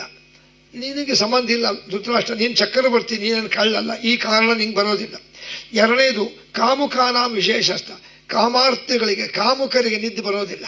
ಅವರಿಗೆ ರಾತ್ರಿ ಆದಂಗೆ ಇನ್ನೂ ಚಟುವಟಿಕೆ ಆಗ್ತಾರೆ. ಯಾಕೆ? ಅವರು ಕಾಮ ಕ್ರೀಡೆ ಆಡಬೇಕಲ್ಲ, ಹೀಗಾಗಿ ನಿದ್ದೆ ಬರೋಲ್ಲ. ನಿಂಗೆ ಅದೂ ಸಂಬಂಧ ಇಲ್ಲ. ಯಾಕೆ? ನೀನು ಎಲ್ಲ ಮಕ್ಕಳು ಮೊಮ್ಮಕ್ಕಳಾಗ್ಯಾರ. ಇನ್ನು 3ನೇ ಕಾರಣದ ನಿಂಗೆ ಸಂಬಂಧ ಇರಬೇಕು. ಯಾವುದಪ್ಪ? ನನಗೆ ಸುಖ ಆಗಲಿ, ನನ್ನ ಮಕ್ಕಳಿಗೆ ಸುಖ ಆಗಲಿ, ಇನ್ನೊಬ್ಬರು ಬೇಕಾದ್ರೆ ಹಾಳಾಗಲಿ ಅಂಬುವಂಥ ಸಣ್ಣತನ ನಿನ್ನಲ್ಲಿದೆ ಅಂತ ಅನಿಸ್ತದೆ. ಇದೇ ನೋಡು. ಯಾಕಂದರೆ ಈಗ ಪಾಂಡವರಿಗೂ ನಿಮಗೂ ಯುದ್ಧ ತೀರ್ಮಾನ ಆಗಿದೆ. ಈ ಯುದ್ಧದಲ್ಲಿ ನನಗೆ ಜಯ ಆಗಬೇಕು, ನನ್ನ ತಮ್ಮನ ಮಕ್ಕಳು ಏನರ ಆಗಲಿ, ನಿನ್ನ ತಮ್ಮ ಪಾಂಡುರಾಜನ ಮಕ್ಕಳು ಪಾಂಡವರು ಅವರು ಸೋತರೂ ಚಿಂತಿಲ್ಲ, ಅವರು ಸತ್ತರೂ ಚಿಂತಿಲ್ಲ, ನನಗೆ ಸುಖ ಆಗಲಿ ಅಂತಂದು ನೀ ಏನು ಮಾಡ್ತಾ ಇದ್ದಿ ಅದೇ ಯೋಚನೆ. ಎಲ್ಲಿ ಭೀಮ ಯಾರನ್ನ ಮಕ್ಕಳನ್ನು ಸಾಯಿಸ್ತಾನೋ ಏನೋ ಅಂತಂದು. ಅಲ್ಲಪ್ಪ, ನೀ ಹೇಳೋದು ನಿಜ ಅದೇ. ಇದಕ್ಕೆ ಏನು ಮಾಡಬೇಕು ನೋಡು. ಇಷ್ಟಕ್ಕೆಲ್ಲ ಕಾರಣ ತವ ಪುತ್ರಶ್ಚಮೇವಶ್ಚ ಸುಯೋಧನ ತದಾತ್ಮನ, ನಿನ್ನ ಮಗ ಸುಯೋಧನ, ದುರ್ಯೋಧನ ಅವನು ಭಾಳ ಕೆಟ್ಟವನು. ಅವನಿಂದನೇ ನೋಡು ಪಾಂಡವರಿಗೆ ಎಷ್ಟು ತೊಂದರೆ ಕೊಟ್ಟಾನೆ. ಮೊದಲು ಅರಗಿನ ಮನೆಯಲ್ಲಿ ಹೇಗೆ ಸುಡ್ಲಿಕ್ಕೆ ಹೋದ, ಆಮೇಲೆ ಅವನು ಕಾಳು ಪಾಲು ಮಾಡ್ದ, ಅವ್ರನ್ನ ಕರೆದು ಪಗಡೆ ಆಡ್ದ, ದ್ಯೂತ ಆಡ್ದ, ಆಟದಲ್ಲಿ ಮೋಸದಿಂದ ಸೋಲಿಸಿದ ಮೇಲೆ ದ್ರೌಪದಿಗೆ ಸಭೆ ಒಳಗೆ ಅವಳು ಸೀರೆ ಎಳೆದು ಅವಮಾನ ಮಾಡಲಿಕ್ಕೆ ಹೋದರು. ಅಲ್ಲಿಂದ ಕಾಡಿಗೆ ಹೋದರು, ಅಲ್ಲಿ ಹೋಗಿ ಅವ್ರಿಗೆ ಅವಮಾನ ಮಾಡಿದರು. ಮತ್ತು ಇಷ್ಟೆಲ್ಲ ನಿನ್ನ ಮಗ ತಪ್ಪು ಮಾಡಿದ್ರು, ನೀನು ಸುಮ್ಮನೆ ಇದೆಯಲ್ಲಯ್ಯ. ತಂದೆ ಆದಂತ ನೀನು ಹೇಳಬೇಕು ಬೇಡ. ಈಗಾದರೂ ಕಾಲ ಮಿಂಚಿಲ್ಲ. ನಿನಗೆ ಕ್ಷೇಮ ಆಗಬೇಕು ಅಂತಿದ್ರೆ ದುರ್ಯೋಧನ ಮನೆಯಾಗಿ ಇಟ್ಕೋಬೇಡ, ಅವನ ಮನೆಯಿಂದ ಹಾಕಿಬಿಡು. ಅವನು ವಿಷದ ಗಿಡ ಇದ್ದಂಗೆ, ವಿಷದ ಮುಳ್ಳಿನ ಗಿಡ. ಅವನು ಮನೆ ಮುಂದೆ ಒಂದು ವಿಷದ ಗಿಡ ಹುಟ್ಟಿದರೆ ಹೋಲ್ಬಿಡು ಅಂತಲ್ಲ, ತೆಗೆದು ಹಾಕಬೇಕು. ಇಲ್ಲ ಮನೆ ತುಂಬ ಅಂಗಳದಾಗೆಲ್ಲ ವಿಷದ ಮುಳ್ಳಿನ ಗಿಡ ಹುಡ್ತಾವೆ. ಹಂಗಿದ್ದಂಗೆ ವಿಷದ ಮುಳ್ಳಿನಂತಿರುವಂಥ ಅವನನ್ನು ಮನೆಯಿಂದ ಹೊರಗೆ ಹಾಕು, ನಿಂಗೆ ಆರಾಮಾಗ್ತದೆ ನೋಡು, ಮನಸ್ಸಿಗೆ ಶಾಂತಿ ಆಗ್ತದೆ. ಅಷ್ಟೊತ್ತಿಗೆ ಬಂದುಬಿಟ್ಟ ದುರ್ಯೋಧನ. ಚಿಕ್ಕಪ್ಪ, ಯಾರಿಗೆ ನೀನು ವಿಷದ ಮುಳ್ಳು ಹೊಂದಿ? ನಾ ಕೆಟ್ಟವನ? ಇಷ್ಟೊತ್ತಿನಲ್ಲಿ ನಿನಗೆ ಯಾರು ಬರಲಿಕ್ಕೆ ಹೇಳಿದ್ರಿಲ್ಲ, ಯಾಕೆ ಬಂದಿ ಇಲ್ಲಿ? ದೂತರೆ, ಇವನನ್ನು ಕತ್ತಿಡಿದು ಹೊರಗೆ ಹಾಕಿರಿ ಅಂದರು. ಅವನಂದ ದುರ್ಯೋಧನ, ನಾನಾಗಿ ಬಂದಿಲ್ಲಪ್ಪ, ನಿಮ್ಮಪ್ಪ ಧೃತರಾಷ್ಟ್ರ ಹೇಳಿ ಕಳಿಸಿದ್ದಕ್ಕೆ ಬಂದೀನಿ. ನೀನು ಯಾಕೆ ಕತ್ತಿಡಿದಕ್ಕೆ? ನಾನೇ ಹೋಗ್ತೀನಿ ಅಂದ. ಹೊರಟು ಬಿಡು ಬೇಗ, ಇನ್ನೊಂದು ಸತಿ ಬರಬಾರ್ದು ಇಲ್ಲಿ ಅಂದ. ಆಯಿತು, ಹೊರಗೆ ಬಂದ. ಅವನು ಬರಬೇಕಾದ್ರೆ ಒಂದು ಬಿಲ್ ಹಿಡ್ಕೊಂಡ್ಬಂದಿದ್ದ. ದುರ್ಯೋಧನ, ಇದು ಯಾವ ಬಿಲ್ ಗೊತ್ತಾ? ತಪಸ್ಸು ಮಾಡಿ ಪಡೆದಂಥ ಬಿಲ್ಲು. ನಾಳೆ ಮಹಾಭಾರತ ಯುದ್ಧದಲ್ಲಿ ನಿನ್ನ ಪಕ್ಷದಲ್ಲಿ ನಿನ್ನ ಜೊತೆಗೆ ನಿಂತು ಯುದ್ಧ ಮಾಡಿ ಪಾಂಡವರನ್ನು ಸೋಲಿಸಬೇಕು ಅಂತ ಅಂದಿದ್ದೆ. ನನಗೆ ನೀನು ಅಯೋಗ್ಯ ಅಂತೀಯ, ಕತ್ತಿಳು ದೂಗ್ತೀಯ ಅಂತೀಯ, ನನಗೆ ಅಗೌರವದಿಂದ ಮಾತಾಡಿಸ್ತೀಯ, ಬರಬೇಡ ಅಂತೀಯ. ನಾನು ಬರೋದು ಇಲ್ಲ, ಈ ಬಿಲ್ಲು ನನಗೆ ಬೇಡ ಅಂತ ಬರೋದು ಭಾಗ ಇಟ್ಟುಬಿಟ್ಟ. ಹೊರಟು ಎಲ್ಲಿಗೆ ಬಂದ? ತೀರ್ಥಯಾತ್ರೆ ಮಾಡ್ತಾ ಇವತ್ತಿನ ಅಲಹಾಬಾದ್ ಪ್ರಯಾಗರಾಜ್ ಅಂತಾರೆ. ಅಲ್ಲಿ ತ್ರಿವೇಣಿ ಸಂಗಮ, ಗಂಗಾ, ಯಮುನಾ ಮತ್ತು ಸರಸ್ವತಿ, ಅಲ್ಲಿ 3 ನದಿ ಸೇರ್ತವೆ. ನಾವೆಲ್ಲ ನೋಡೀವಿ, ನಿಮ್ಮಲ್ಲೂ ಕೆಲವರು ಹೋಗಿರ್ಬೋದು. ಅಲ್ಲಿಗೆ ಬಂದು ಕೂತಿದ್ದ. ಒಂದು ಸ್ವಲ್ಪ ಹೊತ್ತಿಗೆ ಅಲ್ಲಿಗೆ ಉದ್ಧವ ಅಂತ ಒಬ್ಬನು ಬಂದ. ಅವನು ಕೃಷ್ಣನ ಸ್ನೇಹಿತ. ಬಂದು ಕೂಡಲೇ ಬಂದು, ನೀ ಕೃಷ್ಣ ಇದ್ದಂಗೆ ಇದೆಯಾ ನೀನು? ನಾನು ಇದರ ಉದ್ಧವ, ಕೃಷ್ಣನ ಮಿತ್ರ. ಕೃಷ್ಣ ಹೆಂಗಿದ್ದಾನೆ ಅಂದ. ತಲೆ ತಗ್ಗಿಸ್ದ. ಯಾಕಪ್ಪ? ನೋಡು, ನಾನು ದ್ವಾರಕಾಪಟ್ಟಣ ಬಿಟ್ಟು ಕೆಲವು ವರ್ಷಗಳಾದವು. ನಾ ಬರೋ ಹೊತ್ತಿನಲ್ಲಿ ಕೃಷ್ಣ ಅವತಾರ ಮುಗಿಸಿ ಪರಂಧಾಮಕ್ಕೆ ಹೋಗ್ಲಿಕ್ಕೆ ತಯಾರಾಗಿದ್ದ. ಕೃಷ್ಣ ಹೊರಟು ಬಿಟ್ನಾ? ಹೌದಪ್ಪ, ಇಷ್ಟೊತ್ತಿಗೆ ಹೋಗಿರ್ಬೋದು. ನಾ ಆಗಲೇ ಅನೇಕ ತಿಂಗಳ ಕೆಳಗೆ ನನ್ನನ್ನು ಕೃಷ್ಣ ಕಳಿಸಾನೆ. ಮತ್ತು ಕೃಷ್ಣ ಏನು ಹೇಳ್ದ ಅಂತ ನೋಡು. ಕೃಷ್ಣ ಕೆಲವು ಉಪದೇಶ ಮಾಡ್ಯಾನೆ ನನಗೆ. ಅದೇ ಸಮಯಕ್ಕೆ ಕೃಷ್ಣನ ಬಳಿಗೆ ಊರು ಹೊರಗೆ ಕೃಷ್ಣ ಕೂತಿದ್ದ. ಅವನಿನ ಅವತಾರ ಮುಗಿಸಬೇಕು ಅಂತ ಮೈತ್ರೇಯರು ಅಂತ ಋಷಿಗಳು ಬಂದಿದ್ದರು. ನನಗೂ ಮತ್ತು ಮೈತ್ರೇಯರಿಗಿಬ್ಬರಿಗೂ ಉಪದೇಶ ಮಾಡಿ ಕೃಷ್ಣ ಹೇಳ್ದ, ಉದ್ಧವ, ನೀನು ಇದೇ ದೇಶ ತುಂಬ ಭಾಗವತ ಧರ್ಮಗಳನ್ನು ಹೇಳು ಅಂತ ಹೇಳ್ದ. ಮೈತ್ರೇಯರಿಗೆ ಹೇಳ್ದ, ನೀವು ಉಳಿದವ್ರಿಗೆ ಹೇಳ್ರಿ ಬಿಡ್ರಿ, ಅಲ್ಲಿ ಪ್ರಯಾಗದಲ್ಲಿ ನನ್ನ ಭಕ್ತ ವಿದುರ ಬರ್ತಾನೆ, ಅವನಿಗೆ ಹೇಳ್ರಿ ಅಂತಂದಾರೆ. ಅದಕ್ಕೆ ಇನ್ನೊಂದು ಸ್ವಲ್ಪ ದಿವಸಕ್ಕೆ ಬರ್ತಾರಪ್ಪ ಅವರು, ನಿನಗೆ ಅವರು ಉಪದೇಶ ಮಾಡ್ತಾರೆ ಅಂದಾಗ ನೋಡ್ರಿ, ವಿದುರನಿಗೆ ಇಂಥ ದುಃಖ ಆಯಿತು. ಬಿದ್ದು ಹೊಳ್ಳಿ ಬಿಟ್ಟ. ಅಯ್ಯೋ, ಕೊನೆಗೆ ಕೃಷ್ಣನ ದರ್ಶನ ನಂಗೆ ಆಗಲಿಲ್ಲ. ಎಷ್ಟು ದಿವಸ ಆಗಿತ್ತು ಕೃಷ್ಣ ದರ್ಶನ ಇಲ್ಲ, ಪರಂಧಾಮಕ್ಕೆ ಹೋಗಿಬಿಟ್ನ ಅವನು. ಆಯಿತು. ಮತ್ತು ಕೃಷ್ಣ ಕೊನೆಗೇನಂದ, ಮೈತ್ರೇಯರೇ ನಮ್ಮ ವಿದುರ ಬರ್ತಾನೆ ಅನ್ನಲ್ಲ, ಕೃಷ್ಣನ ಬಾಯಿನಲ್ಲಿ ನನಗೆ ನಮ್ಮವನು ಅನ್ನಲ್ಲ ಸಾಕು. ಮೈತ್ರೇಯರು ಉಪದೇಶ ಮಾಡಲಿದ್ರು ಚಿಂತಿಲ್ಲ, ದೇವರ ಬಾಯಿನಲ್ಲಿ ನಾನು ನಮ್ಮ ವಿದುರ ಅನ್ನಲ್ಲ ಅಂತಂದಾಗ, ಇಲ್ಲಪ್ಪ ನೀನು ಬಹಳ ಭಗವದ್ಭಕ್ತ ಅಂದಾಗ ಮುಂದೆ ಮೈತ್ರೇಯರು ಬರ್ತಾರೆ. ಅವ್ರು ನೋಡಿ ಸಂತೋಷ ಆಗಿಬಿಡ್ತದೆ ವಿದುರನಿಗೆ. ಓಡಿ ಬಂದು ಅವ್ರ ಪಾದಕ್ಕೆ ನಮಸ್ಕಾರ ಮಾಡಿ ಒಂದು ಮಾತು ಹೇಳ್ತಾನೆ, ಜನಸ್ಯ ಕೃಷ್ಣಾತ್ ವಿಮುಖಸ್ಯ ಲೋಕಾತ್ ಅಧರ್ಮಶೀಲಸ್ಯ ಸುದುಃಖಿತಸ್ಯ ಅನುಗ್ರಹ ಏವ ಚರಂತಿ ನೂನಂ ಭೂತಾನಿ ಭವ್ಯಾನಿ ಜನಾರ್ದನಶ್ಯ. ಮೈತ್ರೇಯರೇ, ನನಗೆ ಉದ್ದವ ಹೇಳ್ದ ನೀವು ಬರ್ತೀರಿ ಅಂತ. ನೀವು ಅನುಗ್ರಹ ಮಾಡಲಿಕ್ಕೆ ಬಂದಿರಿ. ಯಾಕೆ ನಿಮಗೆ ಯಾವ ಆಸೆ ಇಲ್ಲ, ದುಡ್ಡಿನ ಆಸೆ ಇಲ್ಲ, ಕೇವಲ ಧರ್ಮ ಪ್ರಚಾರಕ್ಕೋಸ್ಕರ ಬರ್ತಾ ಇದ್ದೀನಿ. ನಾನು ಧನ್ಯನಾದೆ ಅಂತ ಕೂತ್ಕೊಂಡು ಇದೇ ಪ್ರಶ್ನೆ ಕೇಳ್ತಾನೆ.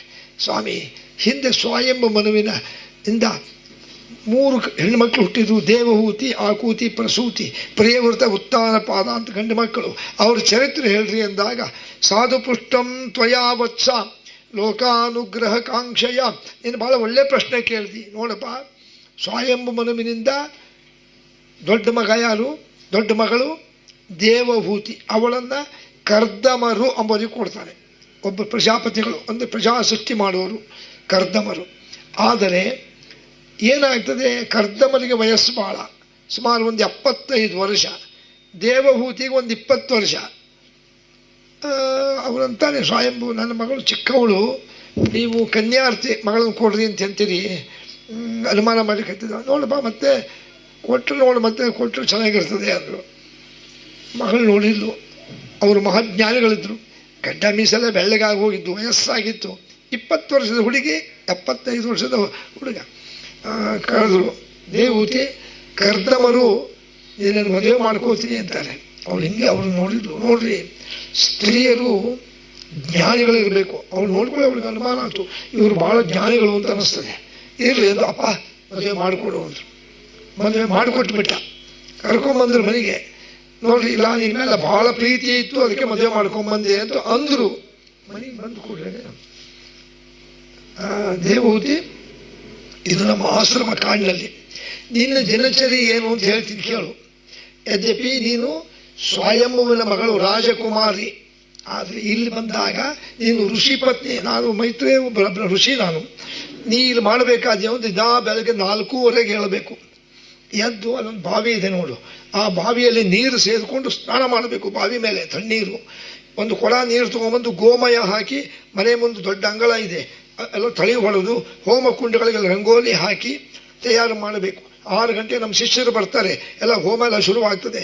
ಒಂದು ಹೋಮ ಮುಗಿದ ಮೇಲೆ ಅವ್ರಿಗೆಲ್ಲ ಉಪಹಾರ ಮಾಡಬೇಕು. ಅವರಿಗೆಲ್ಲ ಹಾಲು ಕರ್ಕೊಂಬಂದು ಹಾಲು ಕಾಯಿಸ್ಕೊಡ್ಬೇಕು. ಮುಂದೆ ಅಡುಗೆ ಮಾಡಬೇಕು. ಅವರಿಗೆಲ್ಲ 10-15 ಜನಕ್ಕೆ ಊಟಕ್ಕೆ ಹಾಕಬೇಕು. ಆ ಪಾತ್ರೆಗಳನ್ನು ತೊಳಿಬೇಕು, ಮತ್ತೆ ಸ್ವಚ್ಛ ಮಾಡಬೇಕು. ಸಾಯಂಕಾಲಕ್ಕೆ ಮತ್ತೆ ನಮಗೆ ಊಟ ಉಪಚಾರದ ವ್ಯವಸ್ಥೆ ಮಾಡಬೇಕು, ನನಗೆ ನಮ್ಮ ಶಿಷ್ಯರಿಗೆ. ನೋಡ್ರಿ, ಒಂದಕ್ಕದು ಇಲ್ಲ ಅಲ್ಲಿಲ್ಲ ಅವಳು. ಆಯಿತು ಒಂದು. ಅದಕ್ಕೆ ಶುಕ ಹೇಳ್ತಾರೆ ಮೈತ್ರೇಯರು, ವಿದುರ ನಿನ್ನ ಪ್ರಶ್ನೆಗೆ ಉತ್ತರ ಹೇಳ್ತೀನಿ. ಅವಳು ದೇವಹೂತಿ ಹೆಂಗಿದ್ಲು ಗೊತ್ತೇನು? ತಸ್ಯರೂಪಂ ಪ್ರಕರ್ತವ್ಯಂ ಪರಿವೀಕ್ಷಶ್ಚ ಕೇರಳಂ. ಅತ್ಯಂತ ಸೌಂದರ್ಯ ರಾಶಿ ಅವಳು.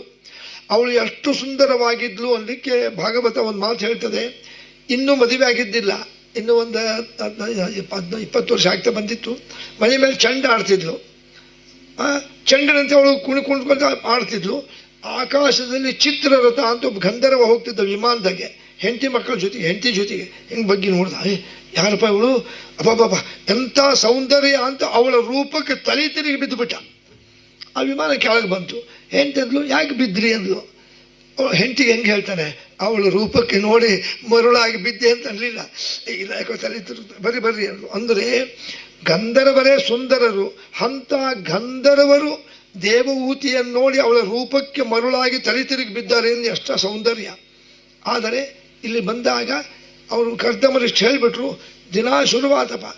ಒಂದು ದಿವಸ ಅವಳನ್ನು ಮುಟ್ಲಿಲ್ಲ, ಅವಳು ಮಾತಾಡಿಸ್ಲೇ ಇಲ್ಲ. ಬೆಳಗ್ಗೆ 4:00 ರಾತ್ರಿ 12:00 ತನಕ ಕೆಲಸ ಆಗ್ತಿತ್ತು ಅವಳಿಗೆ, ಒಬ್ಬಳೇ. ಆಗಿನ ಕಾಲದಲ್ಲಿ ಮನೆಗೆ ಆಳು ಕಾಳು ಇದ್ದಿದ್ದಿಲ್ಲ.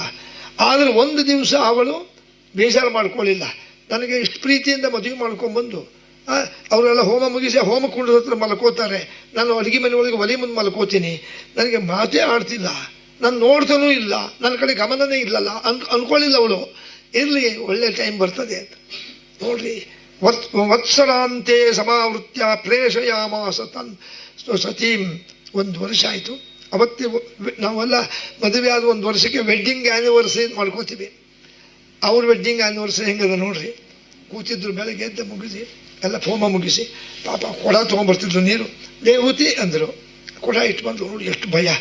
ಕರೆದ್ರ ಅಲ್ಲ, ನ ಜಾನೇ ಕರ್ಮಯತ್ ಕಿಂಚಿತ್ ನ ಕಾಂಕ್ಷೆಯ ತವ ಬರ್ತೀನ.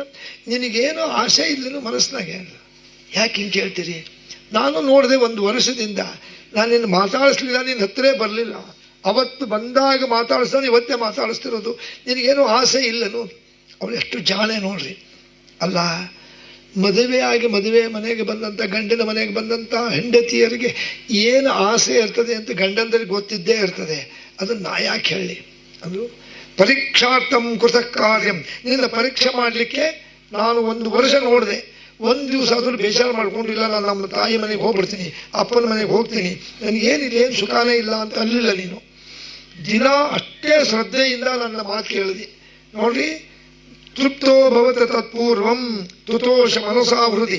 ಅತ್ಯಂತ ನನಗೆ ಸಂತೋಷ ಆಗಿದೆ. ಯಯಾಚೆ ವರಶ್ರೇಷ್ಠ. ನಿನಗೆ ಏನು ಬೇಕಾದರೂ ವರ ಕೇಳು, ಏನು ಬೇಕಾದ್ರೂ ಕೇಳು. ಇವತ್ತಿನ ಕಾಲದ ಹುಡುಗಿಯರಾಗಿದ್ದರೆ ಏನು ಕೇಳ್ತಿದ್ದಾರೆ? ಕೈ ಮುಗಿತೀನಿ, ನಾನು ಬಿಟ್ಟುಬಿಟ್ರಿ, ನಾನು ಅಪ್ಪನ ಮನೆಗೆ ಹೋಗ್ತೇನೆ ಅಂತ. ಆದರೆ ಮದುವೆಯಾಗಿ ಗಂಡನ ಮನೆಗೆ ಹೋದಂಥ ಹುಡುಗಿಯರು ಜಾಣರು ಇರ್ಬೇಕ್ರಿ. ಹೊಸದಾಗಿ ಮದುವೆ ಆದಂಥ ಹುಡುಗಿಯರು ಬುದ್ಧಿವಂತರಿರ್ಬೇಕು. ಅವಳು ಎಷ್ಟು ಬುದ್ಧಿವಂತಬೇಕು ಏನಿಲ್ಲ. ನನಗೆ